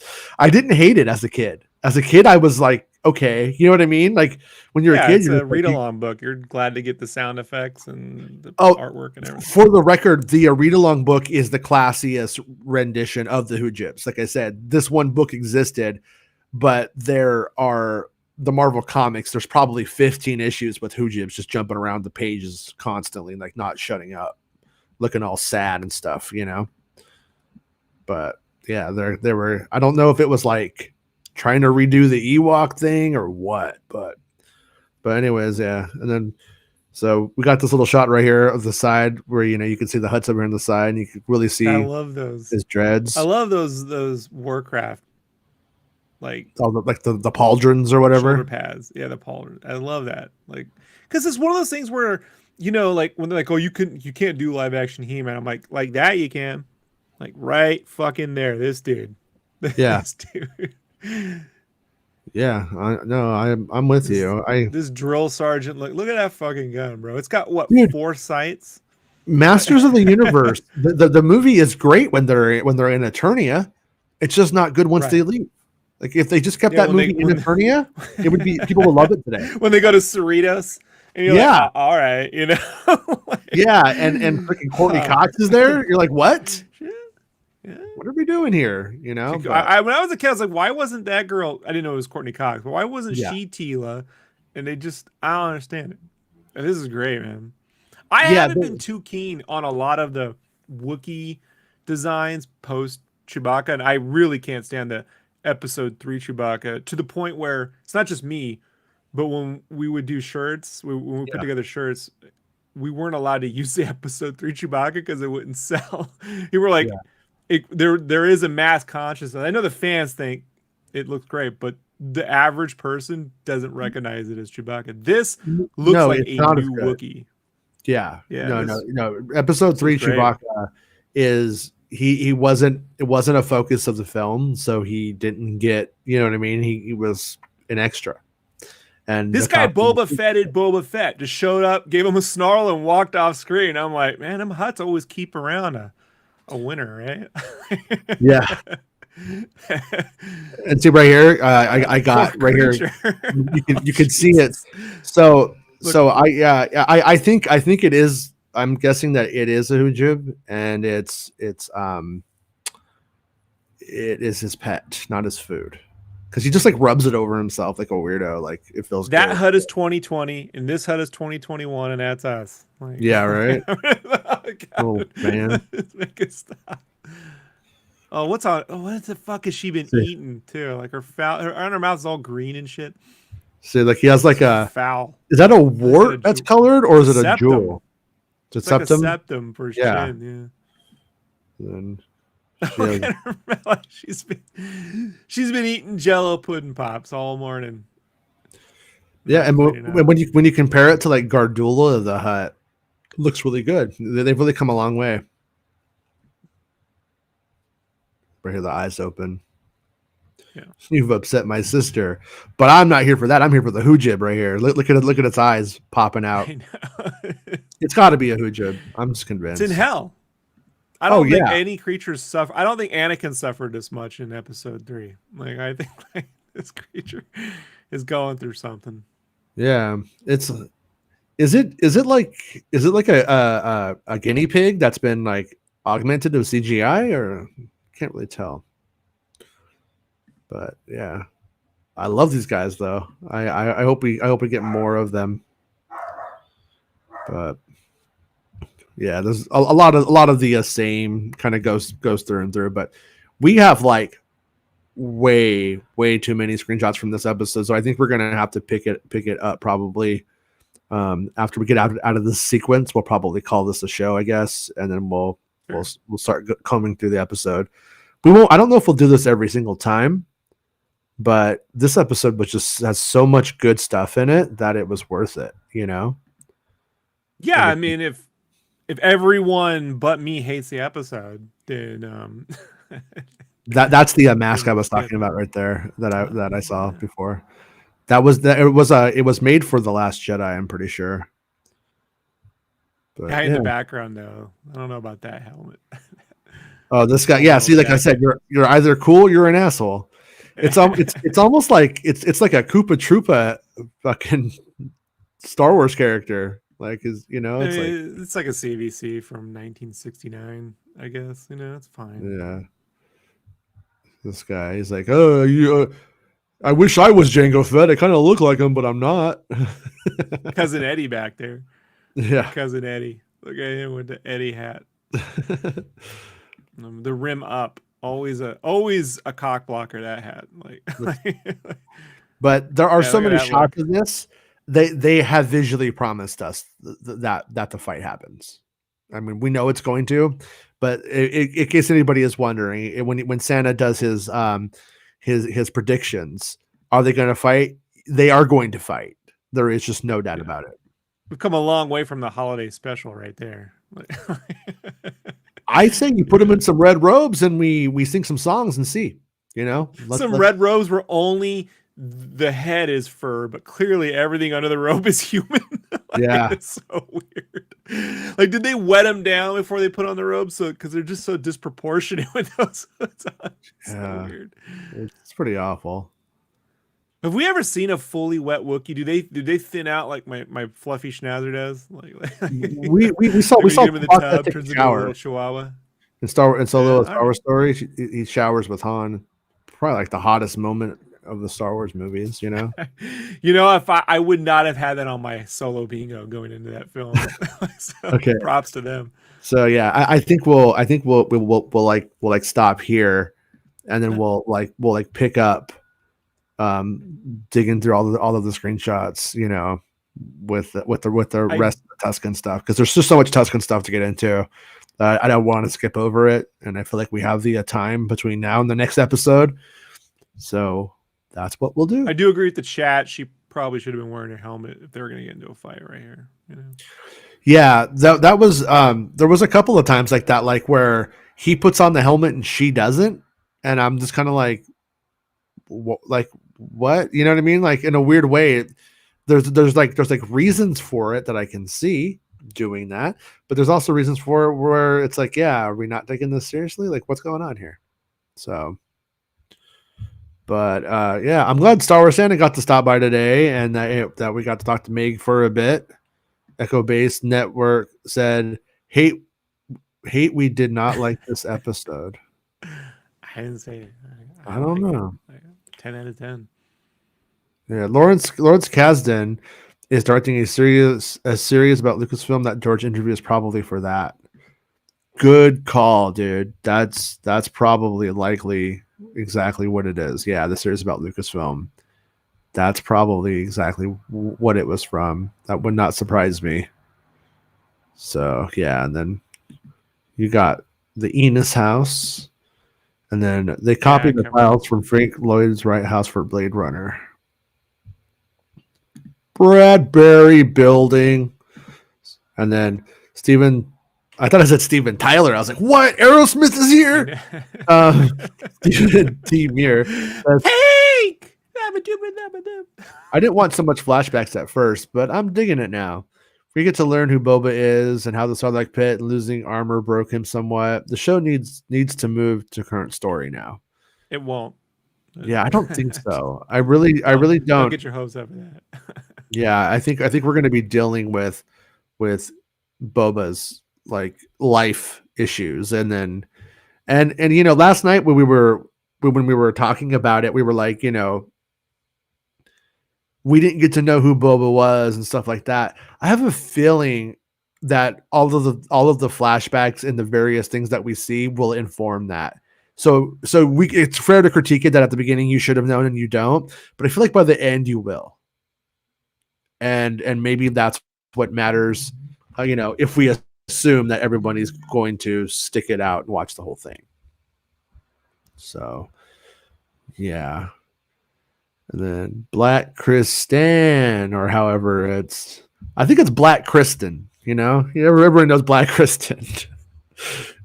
She's pretty cool party with Black Kristen. No, yeah, it's like Black Kristanton or something. I can't remember how you say it. It's a good name. I just have a hard time with that one, Kenneth says, despite the Easter eggs galore, two things still gnaw on my mind. who do the Sand People look like? What do the Sand People look like unmasked? And 2, why isn't there a single reference of pod racing in Mos Espa? So the first one I'm going to say I don't want to know. I want to know, but I don't want to know. Like I won't be mad if I ever get the answer, but I'm okay with never getting the answer. Like if it's almost like a reverse version of the Mando, like you don't show your face to the standards, to the off-worlders. I'm okay with them taking that approach. If it, I don't think we need to. If pod racing has nothing to do with his journey, it's not for this series. Like, you could do a pod racing series. You can solve that there. Answer all those questions in a series about pod racing. It's just we don't need to know the lore. Every time in a movie when we walk into LA, we don't hear the entire history of LA. We're walking around LA. But 2 things though is that I think we have it answered in the visual language though. Like I still believe that if the city has sprawled, Mos Espa has sprawled. Yeah. And it's now in the pod race track. You can see the history of LA depending on where you shoot in LA. You can see that visually. We're seeing it here. I'm sure if you go in there, you'll see this, that. But plus, when we see those pod racing elements, like on the train and possibly but what have we seen? We've seen the train. We've seen Cobb Vanth speeder. So maybe the sprawl get 2 things. Could have got the pod racing shut down. And now we're seeing those engines repurposed, right? And the train repurposed for Cobb Vanth speeder, stuff like that. Or we're gonna learn that they pod race straight through the city, and like one of the bonus levels of the old video game where they're just like, hey, isn't it fun to pod race through here? Even though you wouldn't think that they would. Maybe they like still do it. But I'm with you though. It's not the focus. So you could have all these implications. And where did the robot football go too? Remember Attack of the Clones, like all those weird fucking sports on the wall? Yeah. It's not part of the story. We'll get those lore answers somewhere or some way, Well, what are those things called? What's it called? Where you like pull somebody, like if you're like in like Vietnam, or like China or something like that. I think like China is where they have them. You like sit on the thing, like the guy holds the 2 things and runs while you're sitting on the back 2 wheels. What are those called? Like rickshaws? Rickshaws, yes. Like in Attack of the Clones, we see like the rickshaw droid going through here and stuff like that. And I was kind of hoping I was kind of looking for the old rickshaw droid. Like, is he still working? What's he up to? Where's Watto? Watto still. What happened to all the Womp Rats? Like, I get it. Just it's not, But at the same time, I do hope Mos Espa was the capital pod racing. I hear you, but if it's not part of, if Boba was like, hey, we need a new revenue stream, didn't they used to do pod racing here? Hey, we can get into that, but maybe we don't do it because there was too much cheating and no one wanted to bet on it after a while, Because let's be honest, a lot of fucking cheating in pod racing, tons of it. Yeah. So. Yeah, no, I think they're definitely going to fight Peter Griffin. I think they're going to fight, and they're not cool. I think obviously it's not personal, but I think that they both know that they're going to end up having to fight each other. And I'm kind of curious if they're playing Boba as a good guy, but if you were writing Boba as the Boba that we used to know, bad guy Boba, whatever, he would, how that Trando gave him the Wookiee. I think he would like take the pelts and he'd like be wearing that shit like a Padawan. And next time he runs into him, he's like, look at my fancy ornate Wookiee scalps I wear on my armor. The simplest answer to the whole pod racing thing could just be, hey, when Vader got in charge of shit, he got rid of pod racing. Yeah. Vader fucking hates it. You know what I mean? Like, yeah. There, I think Anakin Skywalker wanted to watch people winning pod races on the fucking feed every week. Like I'm shutting that shit down. What are you telling me that Darth Vader doesn't show up in a black shiny Imperial pod racer? Just wins. They have to like let him win every year. So that's what I'd do if I was Darth Vader. If he was Darth Orange Idiot, yeah, he would. You know what I mean? He's like, it's like really sad. He pays people to dress like his mom and Padme and go up in that tower thing and watch him do it. I could see that. And then he also pays one of those professional huggers, to like hug him and cuddle with them, with professional cuddlers to come and denies it. Never happened. Yeah, it never Gaslights happened. everyone. He chokes him out at the end every time. It never happened. So it was much better seeing the Sarlacc pit escape during Boba's acid trip. A better build up dramatically. Yeah, we did go back to it, you know. And I have to say, your friends be damned. If Robert Rodriguez turns out to be the weak link in the directing for this series, I'm a little afraid because he does the last episodes, right? Like my hope is that it's just everyone was like, we don't know how to start this thing so well. That's the way it worked out, and they got better, Yeah, I kind of I kind of think that Robert Rodriguez went in and made sure that the setup was solid, and it's like it is the equivalent of just exposition, and I think he did a good job of making it super fun. And I'm guessing that he did this episode because it couldn't be done. The first episode couldn't be done incorrectly. It just needed to be super effective, which I find it to be. And then, but I have a feeling that he does the other episodes, the other 2 episodes that he does because he actually wanted to do fun stuff. That's just my that's my takeaway. Like you don't get to do a Rancor sequence in I just want for the record, I love Alita. Right? Yeah. I like the first Sin City movie, but that Sin City 2 is an unwatchable piece. I don't know what that is. It's just, I don't. So you never know. As an artist, sometimes I make some total dog shit. People are like, "What happened?" I'm like, "I don't know. I tried. It was off." But when you're off on a $50 million budget, it's different than a piece of art. So it's like, So whatever. Yeah. Like I said, I got a feeling when all is said and done, we'll watch it all and it'll be fine. It'll be cool. Then we'll be like, okay, Star Wars, we get it. I don't think Star Wars needs room to not be perfect though, Jason. You know what I mean? Yeah. Like the problem we have with the movies is they're trying to be perfect so much. I feel that it's keeping them from making any kind of real creative decisions. When people are like, "This is all we're gonna get. This is the most important thing ever." Like, just chill. It's the benefit to having 3 or 4 Marvel movies a year is they're able, if they don't get it right, they just adjust. Move on. Yeah. Move on and adjust. Yeah. Like what I call this Star Wars, and I don't think it's a bad thing at all. Like I think like as much as I love like Red Letter Media, just for their general like movie takes and I think are fun. I think that they would never get what this is because they're like Star Trek nerds probably, or just not Star Wars nerds. And it's like, but this is playing with your action figures for rich directors. Like so far, it's like I can't lie. Like I remember as a kid having Jabba be killed and reading Dark Empire and putting Boba Fett on the days with you know what I mean, and like playing with my toys like post Return of the Jedi stories as a child. And what they're doing with this stuff is they're taking that stuff and then taking those kinds of situations that you did as a kid and they're putting it in, filtering it through genre and making, that's people love the Mandoverse as they're calling it right now or something like that.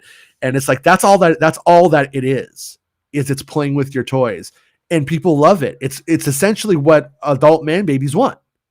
They grew up with this shit. They still buy the shit. And then now they're putting it on screen for them.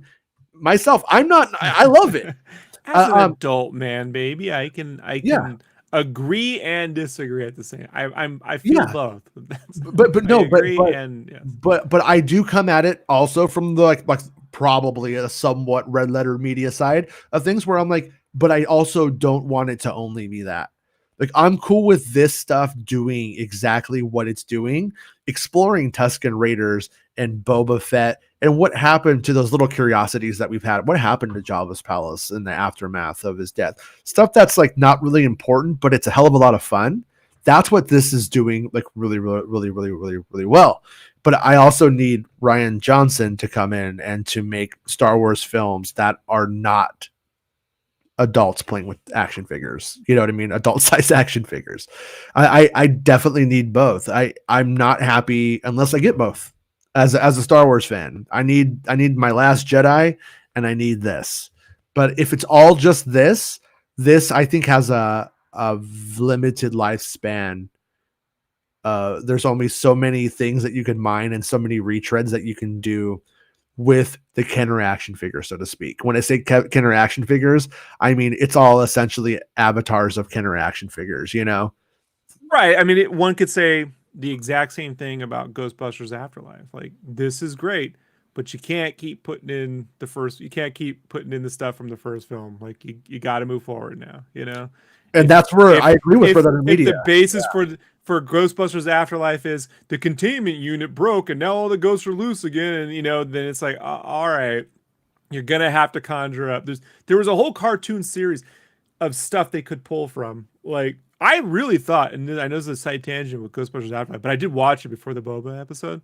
Yeah, was my only like if I whiteboarding thing would have been like that episode of the Ghostbusters cartoon where Egon's childhood nightmare was the boogeyman, was his impetus for like finding out about the paranormal and using science to trap ghosts. Like, he started that when he was a young kid because of this boogeyman thing. Like it's just stuff like those kinds of stories enrich the Ghostbusters universe versus now look, how did your mom end up with an 80s dress? Like why would she be wearing an 80s dress in the middle of podunk nowhere? Like, that stuff. Yeah. Well, because they wore that dress in the first film. Right, because Dana had the dress in her closet because it was 1984. Like, but why would someone in 2021 who has no money, where's that dress? Why would she even have an 80s dress? Like, it's odd, you know? So, because it's just a member-berry thing. yeah. I feel like the TV shows, I'm with you, like, at some point, and that's why I'm excited about the Andor thing, because although it's set in our timeline we're all familiar with, we're not really tied to any of that stuff. And I don't feel Tony Gilroy would sit down and be like, hey man, I'm playing with action figures. He has no interest in Star Wars action figures. I don't think so. I doubt he's ever owned one. I'm not positive he's ever owned one. I don't think he owns one now from any of the shit that he's worked on or will. I don't think he's gonna be, I'm getting the hot toys. Hey Max, before I forget, Max, Willow is up on the wall. See him up there? Look at him, just looking at us, judging us, wondering what we're up to. Sorry, Max can't see. I mean, Max is listening while she's driving. So, anyways, yeah, no, that's the, like, that Ghostbusters movie. I really like it a lot as a small, independent vibed Ghostbusters movie that's in the universe. It's not even a comedy. It's just in Ghostbusters universe. I like it. And then you get to the end and then it just redoes Ghostbusters Part 1. And it is really disappointing. It really does make it from a film I like a lot instead of being a film I like love. You know what I mean? Had a solid, but I'll take it. I will take it. You're not going to be able to take more of it, is what I'm trying to say. Like, yeah, you've hit that. Like The Force Awakens, you hit it. Don't do more of this, you know. And yeah. Ryan didn't. And then I don't know what the Rise of Skywalker. We're not going to let this devolve. JJ just. I used to say every sketch jam. We used to do sketch jams in LA where different artists would show up, like people from Rhythm and Hues, and then art students they'd show up. But at the end of the night, it always devolved into people complaining about Star Wars. Yeah, like dude, it was weird how it always happened that way. Like between that UFO documentary series that's just complete misinfo that he did in episode 9, he's kind of on my shit list right now. Kind of like, JJ, you need to get your shit together. You need to go make a better UFO documentary. Oh no, Rise of Skywalker. He's in Michael Bay Transformers like 4, 5, and 6, and Transformers 2 to some extent. I like parts of it, but the racist robots. But 4, 5, and 6, I mean, I don't know what are you doing? What is this? I don't understand what this is.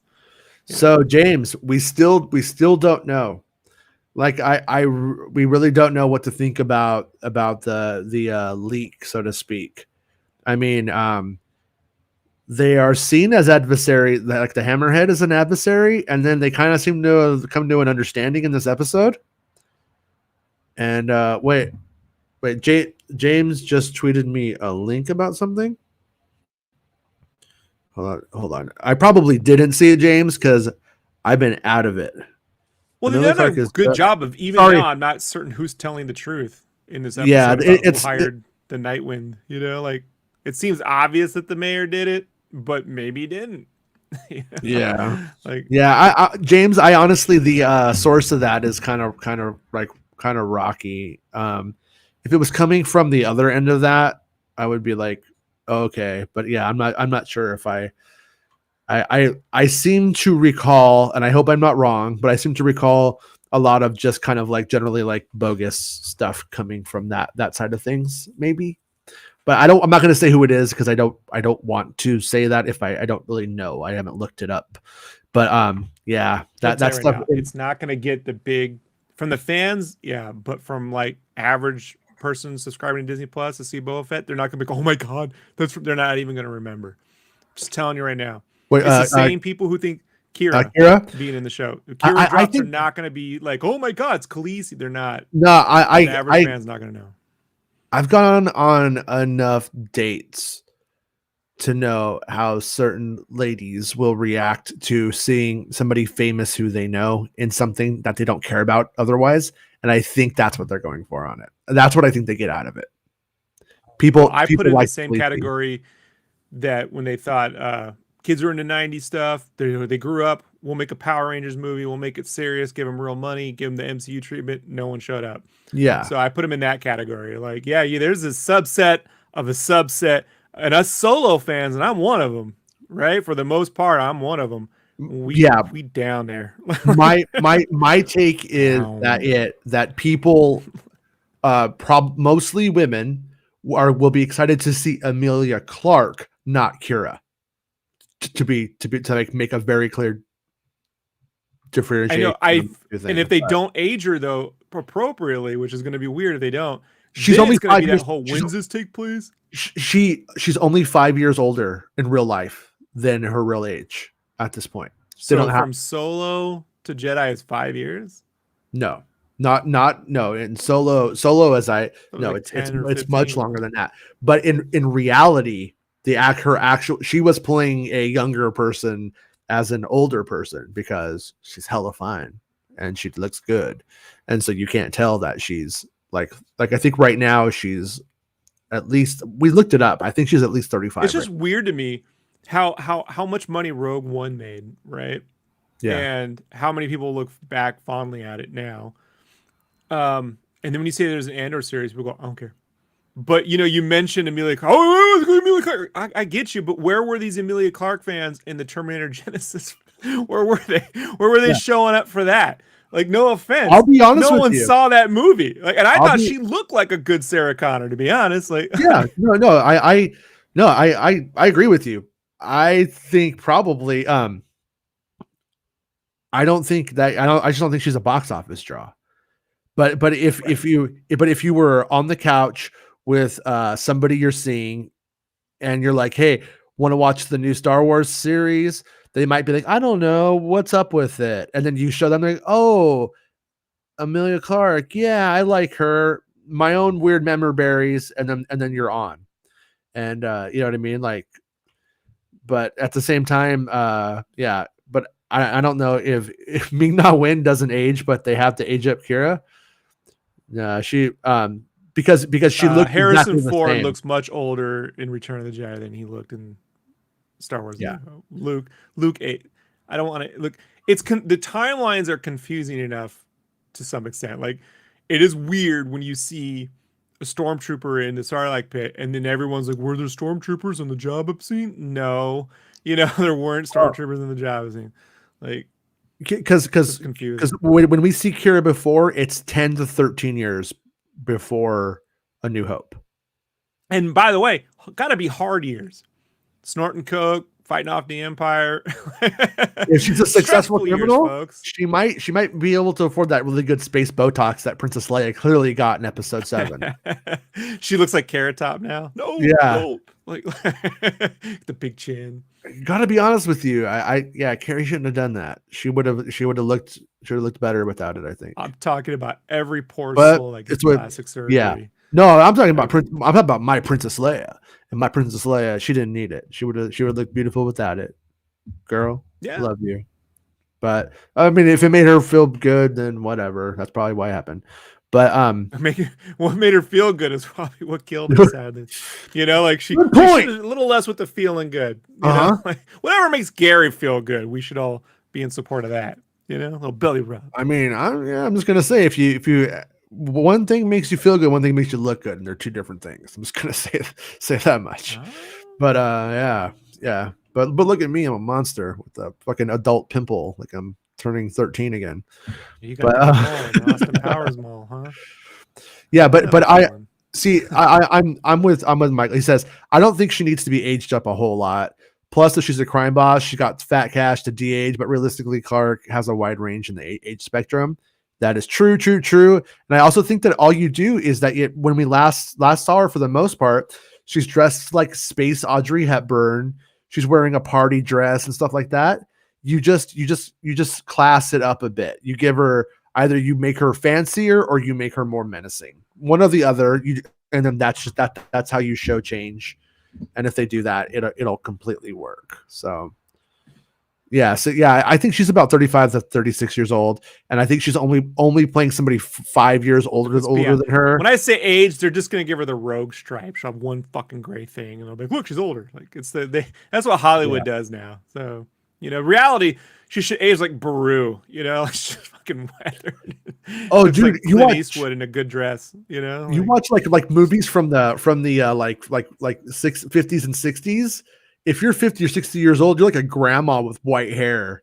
Today, it's like probably more fuckable. A 60-year-old on screen is like more fuckable than anybody you've actually fucked in real life. You know what I mean? Like at your prime, they're all like what was it? That last Superman movie when fucking Robin Hood is Kent's dad, Clark Kent's dad. Oh, man. Yeah, look at the old Superman. He's like some like old fucking codgers. Like, oh my god, I saw a little boy's fake penis. I'm gonna raise him as my own. Remember that? His dad was what's his face, but he looked like Wilford Brimley without a mustache, right? Yeah. And now he's just like ravishing. Like, man, yeah. Now he's fucking Robin Hood, Prince of Thieves, shit with some gray hair on the side. Mom Streets of Fire. Yeah. Yeah. I went to the same shitty college as him, and he'd show up every now and then and be like, "I'm giving all this money to the college." It's like, still a state school, man. Don't act cool. But anyways, okay, Tin Cup. I like this is one of his best movies, but he hates it. the tells all just remove some of her teeth digitally. Kira's been doing meth. I like that he's got the fucking animal Muppet as his fucking as his icon when he says that too. That's furry tail. That's a whole lot. I like it. I like the shade, and I like all that. Furry tail. My new fave. Oh, the old Nancy from why did Khaleesi become a Twi'lek? Like that'll be the old school answer. She just really sharp Twi'lek teeth just became very fanciful around post Jedi, and so she shaved her teeth down. Yeah, actually, I gotta say, I'm almost a little bit worried for two reasons. That Wookiee looks really good. No, it looks so good that I'm afraid that the fight may be somewhat restrained, and I'm curious if they're gonna go balls out, like if they have the budget to ruin the Wookiee costumes and stuff. Hargrave doing all your stunt coordinating. Get Hargrave doing all of it. Put Egg Dude on charge of every fight. I'm telling you. The action in the Avenger stuff is fantastic. I mean, Deadpool 2, like the story, whatever. If it ain't your thing, Deadpool 2 is not quite my thing. But the dude, Civil War, like he knows how to set up a fight. Like the man knows his shit. Like pay that man all the monies. I'm clearly not like a really big Marvel person. I enjoy them. I watch them for what they are once probably, and then just move on and have a good time. But the only fight that really stands out to me, like where I really loved it, was that elevator fight with Captain America and Winter Soldier. He was the stunt. Did he do that one in that scene? Yeah. I love that moment. That was a standout. I saw that at D23 and I was like, fuck, I want to see that movie, because that was the scene that they showed, like the whole thing, that they don't let everybody else see at D23. And I was like, yeah, that looks really, But really think good. about a clusterfuck that Civil War's fight could have. Everyone was clowning the visuals, on the internet before it came out. But then when you see, you're like, the staging, the way it all works out, the clarity of the fights, compared to, say, I don't want to throw Matrix under the bus, but compared to that fight, that train sequence, where what am I watching? You would be So doing the man knows his Matrix shit. 4 a favor by throwing it under a bus. I'm sorry, that movie just has no redeeming quality whatsoever, as far as I'm concerned. But this train sequence it's up there for me in my top Star Wars. And I'll be honest, man, out of the TV show stuff, it might be I think it's my favorite battle sequence we've had so far. Like, because that sequence where they were on top of in the Mando, where when they're on top of the trucks and Bill Burr's driving, that was actually really well done. I was shocked at like how well that played. I didn't think it would escalate and then continue to it's sequence driven, storytelling. And this train, it has everything, man. This, like, make a fucking Disneyland right out of this shit tomorrow. I want to go into swoops and I want to fucking hijack a train and deal with conductor and shoot all that shit. That is, my kind of question about it is, I'm wondering if at all this ends up cheapening Solo in any way by having another train story. And no, maybe I don't care. That's like how many spaceship scenes we got. Johnny, like, I like Johnny, but he's a little downer sometimes. Like, we had to change things. Yeah, we had. You know what we also had in Solo? We had the Falcon in asteroids in Empire Strikes Back. One doesn't cheapen the other. We had swoops in Jedi. Was it all cheapened? Does the pod race sequence get things going really fast on the desert? No. What cheapens things is when they do it just because they're preying on your familiarity with it. Sure. This was a well-constructed beginning, middle, escalated stakes, resolution, all the way from the beginning to end. Like, that's why it works. Like for me, it's like when you do Star Wars 7 Samurai, they've done it now like 4 times. And I would rather there just have been the definitive time, as opposed to going back to fun motifs, but not getting it all in there the first time. You know what I'm saying? And you need far less Star Wars content, Jason, for that to happen. Yeah, you're gonna tread over yourself on some area. It's like, oh, we saw Spider-Man swing again. Oh, you're gonna make 6 more Spider-Man movies. He's gonna be swinging. You're gonna have to let that one go. Oh, and Michael did get him. He got him good. He got him real good. Matrix snore got him. Yeah. And then if he had replaced the R with a 4. Oh, that's what we do here. We workshop things as a team, and we come to the right answers. Yeah. What's up, Betsman? Yeah. We had multiple Death Stars, and people claim Jedi is their favorite Star Wars film. So I don't want to hear it, Jason. Oh no. Multiple Death Stars is egregious. I mean, and in reality, it's totally, as a kid at the time, perfectly fine. Grew up with it being fine. It's kind of hard to have a problem with it now. You know what I mean? And honestly, it is. It's like, yeah, they made it better, and I was like, cool. But yeah. Looking at it now, it's the least respectful thing. I mean, we're in Jabba's palace. Are we really going to talk about things we've seen before? Are we really doing this? Like, it just, again, I just feel the problem is when they use it to prey on your memory and they're not doing anything with the concept. Because if I say, hey, how many times have you played a video game where you've done the exact, hey, this time it's a horse sequence. Well, okay, well, I'm on a horse. What quest in Red Dead Redemption did you do that you didn't do in Red Dead Redemption 2? The trick is to do another take on it. Yeah. There's a million different ways to do that take. And I know you want like the definitive one, but there is no definitive one. There is creativity. Okay. And I think the definitive one's like the Kurosawa way. Like, I did it once, I'm never doing it again. Kurosawa goes and makes weird ass shit. Like, let me make new rules for what I was saying for my thing about it is within a certain amount of time. Like, we're talking like this is very close together. Solo was, I mean, we haven't had like that many. It wasn't that long ago. It was 2018 in basically late 2021. It's 10 years ago. What are you talking about? What? Time. COVID time. COVID time. Fair enough. But come but on. yeah, I mean, it's like, you know what I mean. Though in 2018, we had the big train sequence in a film, and then now here we are with the big train sequence, and it's only been a few. So like I just don't want to see it again now. You know what I mean? And it's like we don't need to see that again. I love it. I'm not knocking In this for what it series, certainly, but like if Mando wants to do something on Mandalore, you know, like that they need to do, and it harkens back. I mean, I don't see a difference Yeah. between the train sequence and being on top of moving vehicles in Mando season 2. Like Right. that whole sequence. It's a moving thing we got to get into with the background that moves really fast.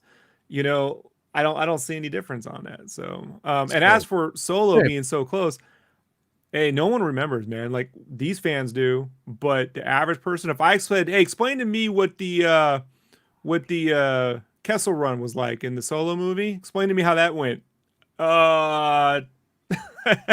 They're not gonna. I mean, most people don't remember there was a train sequence and he had a whole nother crew. So much happened in that Solo movie. Yeah. People forget big chunks. Big chunks. Yeah. Do people remember Jon Favreau was a voice of an alien, of a spider monkey in that movie? I do. You know? Can the average person tell me the name of that character? He had a name, and his name was Rio. And you are my partner on the game show, right? Because I will forget. I will take all the physical challenges. Star Wars isn't a sport. I would never compete unless it was Star Wars Double Dare. Star Wars Double Dare. It isn't a sport as we play bingo. Like, yeah, I'll play bingo. It's a game. It's not a sport. But I took a shot every time. I'm drunk as shit. I was playing for real. Like, yeah. What do you think, Bespin?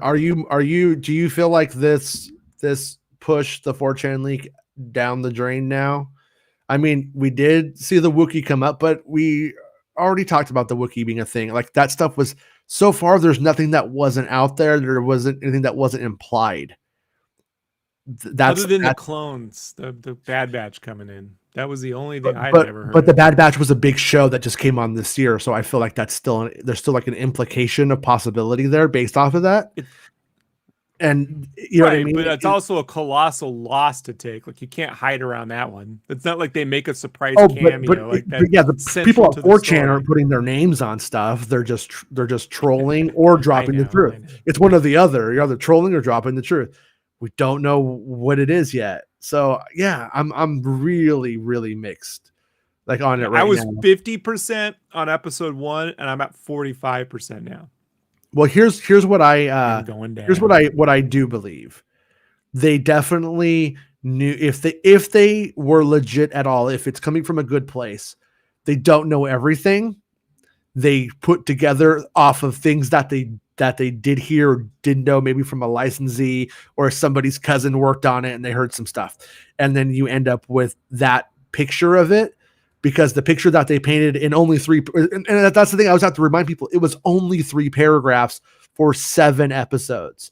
If it was a really true deep leak, there would have been, I mean, more than a paragraph per episode. Well, I told you if it was made up, when we covered it, and I said, if it's made up, this could easily sound like something if they got all the promotional art for licensing and decided to conjure up a story around it. You know, like we got some promo art, because like promo art from Thor Love and Thunder leaked yesterday with, you know, it's the same, it's a promo art they put on backpacks and t-shirts and everything else. Yeah. And so it's like, yeah, if I had that promo art 6 months ago and I'm like, and then she's going to get this new costume and it has this, and he's going to get a new costume and it has that, I could like tie around, you know, like a storyline based on all the characters' costumes, or if there's one where he's riding a Rancor, then you're like, oh, then he rides a Rancor and there's a new kid, but she won't be dumb, and I think she won't be dumb because the pose of her looks really aggressive, right? Like there's a way to interpret that stuff. So Bespin says that Moochie not being around is the sticking point. Plus, that could have been from Star Wars News that's claimed that he rides a Rancor, but also could be untrue. And I think the Moochie part and the part in there was the big, that doesn't seem very likely. And then me doing the work to make their report better, if it's real or not, is that I speculate that the twin Hutts may bring the Rancor with them, and then he may tame it that way. But yeah, at this point, Yeah, this whole I'm thing not where he's holding like my in the breath on it. cartoon, he has a Rancor, and I'm like, I haven't seen the episode, but I guarantee you, this guy ain't sitting around with. If he had a Rancor at his disposal, he would have used that in a Mando episode. Like it's not like this is really small, and he's got like a little. But then he would have been like, "Hey, you got a little green thing? Look what I got!" Like let Yeah. him play. Like, like he doesn't have a Mochi lying around or Mochi. I call it Mochi because Well, I love well, Mochi. well, I mean, but if you think about it in terms of like the general canon of things, Bib Fortuna takes it, which means Jabba has multiple Rancors at one point. When we get to Return of the Jedi, we only see one. Now we're post Return of the Jedi. They throw the guy in there, and they don't put. There's no Rancor in there. There's not another I'm one. more inclined to think he puts a Harryhausen down there. You know, like, Yeah. down there at the end. I know I can get me one of these things, Yeah. I'm both like, I wish I had worked on this one, like actually like gathering stuff from it, and I didn't, and I kind of passed my window on so much of it, and then that's like now I'm like I'm doing that for the next stuff, but a part of me is also like kind of enjoying the fact that we're like, what's gonna happen, because this is the first one where my knowledge is minimal.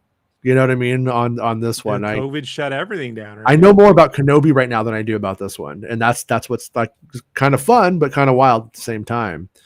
So the Hutts will be eaten by the Rancor in the pit. Ooh, that'd be fun. Yeah, I keep wondering how they're gonna kill if two. They get mad violent with the Hutts and he rips them in half and there's Hutt guts everywhere, I'm gonna just stand up clapping. Yeah. like just I didn't think you'd do it. But they did it. The other gripe if I have a gripe about the episode, right? And this is a minor gripe, but it plays into gripes we've had about Bad Batch. When in the Anchorhead scene, I felt like he should have been like blastering them when they're on the ground just to ensure they're all dead. It's a little too I stunned them all. Like they're gonna get back up and murder everyone. You want to kill them now? Maybe Fixer gets up and choo choo choo puts some kill shots in these dudes, because it just seemed like he Bruce Wayne knocked them out, not like they're officially dead. Like that's my only thing. I'm like, you can kill them. Why can't we kill aliens now? What is up with this? Yeah. As I was doing the bajillion screenshots for our next couple episodes, as I was going through it, I was like, "Oh wow!" When they get shot, the lasers, it's like a New Hope special edition when they took away like the burns. There's no burns or anything. Then there's no mark. They're just dead. Yeah. So they got to stop that. Yeah. I don't think anybody notices. I think People get suddenly murdered in the MCU movies, and there's blood in the MCU movies. This is Star Wars. Like I can't. You can't be one's good and the other. They're both the same parent company. Both got attractions at the theme parks. Both got big toys. It plays a different game with sensors, actually. I think overall it's on their streaming service. What sensor are we talking about? Like, they give it ratings, don't they? Doesn't it have a rating still? I think it still adheres to a general rating. They decapitated a person in Falcon and the Winter Soldier. They didn't have to show the head, but that shield, it was clear what happened.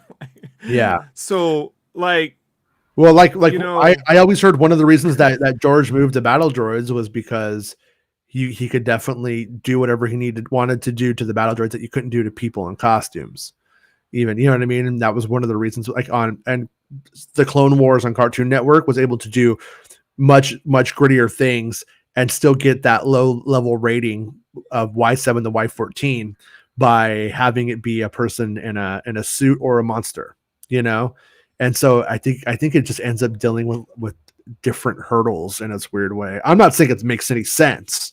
I'm just saying I think that's what may be at. So my only gripe is this is the Best Bin bulletin, also where you can put up little things like misencounters. Hey, I noticed I saw a young man who lost a Luke Jedi figure in the grocery store here, and I just noticed we met eyes as he dropped the figure and lost it in the pile of apples. He took my Luke figure. Mm-hmm. Yeah. Anyways, Besman Bulletin says, my only gripe is the CGI looked worse in this episode. Also noticed the volume a lot more with Fett than I did with Mando. Yeah, in the next episode, I'll show like a lot of, when we get to the Tusken camp stuff. A lot of that, not shouldn't say I don't know if most, but a lot of the Tusken camp stuff is filmed outside. A lot of it is when out there in El Segundo, they just have a blue screen wall around like a giant rim with dirt. They'll put some sand on like in a pile, and then they're like, okay, start filming, and then they film. It's almost like the volume. It is, you are still getting like CGI horizons and stuff like that, but it is actually filmed outside. And when it's filmed outside, it looks a lot better than when it's in the volume, I think. Especially for that time of day with the high contrast light ratio. When it's a glaring white heat, with like 3 o'clock, there's just something that's hard to, I think the volume has gotten the magic hour down, right? The magic hour effect, but the 3 o'clock high effect is still hit or miss. Yeah, no, I mean, what it comes down 12 to o'clock high. Is they decided at some point it would look nicer to film night scenes in the volume because you can't see anything anyways. In reality, the night scenes in the volume are the worst. It's an atmosphere issue. There's a depth that night has with moisture. It probably is what it is, like vapors in the air that they haven't figured out. I feel it's all technical. Like, but lights going through air, like you can see the particles and the fog and like that low level. And I get it. At Tatooine, you might not have fog at night. There's all these reasons to justify it, but the fact of the matter is that had they gone out to the lot in El Segundo and filmed the outside stuff just at nighttime out there, it would have been better. And that's what they. It's also one of those things where people go, "Well, I held up a photo and it matches it," and you're like, "Yeah, but your memory of something is different than what it actually looks like." Yeah. And when you're doing things cinematically, you're playing off people's memories of things. Right. That's why rotoscoping, it's accurate to human anatomy if you rotoscope someone walking across the way, but then it looks fucking weird as shit because that's not how we remember. Yeah. We have a certain expectation of cinema, so. Yeah. Yeah. I don't think Dr. Aphra needs to be in this series. Yeah, well, it's because the Black Wookiee and Dr. Aphra share so much comic book time. It's going to be a thing that people will naturally start to ask if that's on the horizon. And if anything, though, the development of the Wookiee may have some, and the quality of at which it's done may have something to do with the fact that she has a show coming. Someday. I'm not. That wasn't me dropping anything. Like, I'm not saying. And if he goes on a treasure quest, he knows who to call. But I doubt that's happening with 5 more episodes to go. Like, yeah. I mean, in terms of where the story is going, it's possible, but I would not expect it whatsoever. Bestman says the worst I've seen the volume looks is in How I Met Your Mother spinoff. Interested to see how Avatar and Thor 4 use it. Yeah, I'm like both a very big, like I'm rooting for it and I like it, but there's also times when I don't like it. Like I really loved Loki, but at the end of the day, like that has like such a specific look, and what I've seen it used in certain ways now I feel like I watched Loki when it came out, and when I see certain types of volume shots, I feel like it looks like Loki now. And so it's become referential in my brain, but I'm curious, my kids growing up with it, they may not see it that way. It may just be fine. And that's their bread and butter for the coming future. So I'm curious to also, you're assuming that the volume tech won't improve, and it's definitely will. So this isn't like LucasArts build it, now we got to get our money out of it. It's not an EA, we built Frostbite, got to just use it as it is forever. Oh, no. Like, this is an ever changing, this is constantly being worked and reworked and updated. So like, it doesn't look like 90 CGI matting looks worse than anything in the volume. So I'm not complaining. I'm just more Chronicles. Yeah, exactly. No, especially. But I'm more like if you're gonna go and you're gonna put some people on a dirt mound in the middle of the night, just go do that. And like in this one, like let's just do it that way and not have it look so off, And I could see like the advantage in that you could pretty much film constantly until you're done. That day's work is done. Whereas if you film at night, sun starts to come up, dusk comes, you're fighting So there is that time advantage of just doing this whenever you want in the schedule. Yeah. But I thought the but, CGI looked great too. I don't agree. I think the CGI looked great. but yeah. Yeah, but overall, I'm happy. But anyways, I'm going to get ready to go and get the kiddos. We have a ton of screenshots that we only touched we just did like the tip of the iceberg. And so tomorrow we'll be back and we're gonna dig into all of the Tuscan screenshots and we'll go through it all and discuss everything about them. Because I do one last thing about it is I feel like I have everything I need to know about Tuscan Raiders for the time being as well. Between the Mando season 2 opening and this, I feel like it's been done now. I'm good. I don't need to go to another tribe to see how this other tribe does it differently. No, I don't care. They don't care. They go, yeah. Oh no. And there he falls in love. Yeah. And it becomes like West Side Story with Boba and they're dancing and they do the little haka off with the sticks. Like these ones don't, like the women wear the same mask as the men. Like everybody is, is doing their part and stuff. The ones that Anakin killed, they had like a whole different system, but they don't care. I'm good. But like, again, I just want to, we'll get to it when we watch it later. I just want to say for those who haven't heard, seeing Tuscan Raiders on speeder bikes, I've been wanting since Full Throttle. So, this hit a lot of really obscure member berries for Rob. Somewhere Filoni's like, I was for Rob. It's so funny, dude, because like I have all these action figure memories because I played with those figures so much as a child. Like I remember putting the Tuscan Raider on the speeder bike and his cape was dog shit on it. So the Scad's team's gonna be called a Pocats, just so you know, Rob. Like the Pocats. The Pocats. Scad and Dratch. Is that what it is? I can't remember. But yeah. The mayor's name's Corley. We haven't told you that. Yeah. First name. It's Corley. Cornelius? You never played Full Throttle, so. No, I didn't. But it's pretty intrinsic to the storyline. Okay. But anyways, we will be back tomorrow. We'll discuss all that stuff. Make sure I keep forgetting that like I like money. That money is good. So anyways, I'm gonna play my little Patreon ad and then we're gonna say good and then goodbye everybody. Hi, I'm a cartoon depiction of Jason Ward. You can support the show on patreon.com/MakingStarWars or on YouTube by becoming a channel member. It hurts to be a cartoon. It's very painful, in fact. But know that every time this channel gains a supporter, a little piece of my soul leaves this toon universe and returns to Jason, making us whole again. This show will always be free, but it's never been free to create. If you think it deserves it, become a channel member or a Patreon supporter.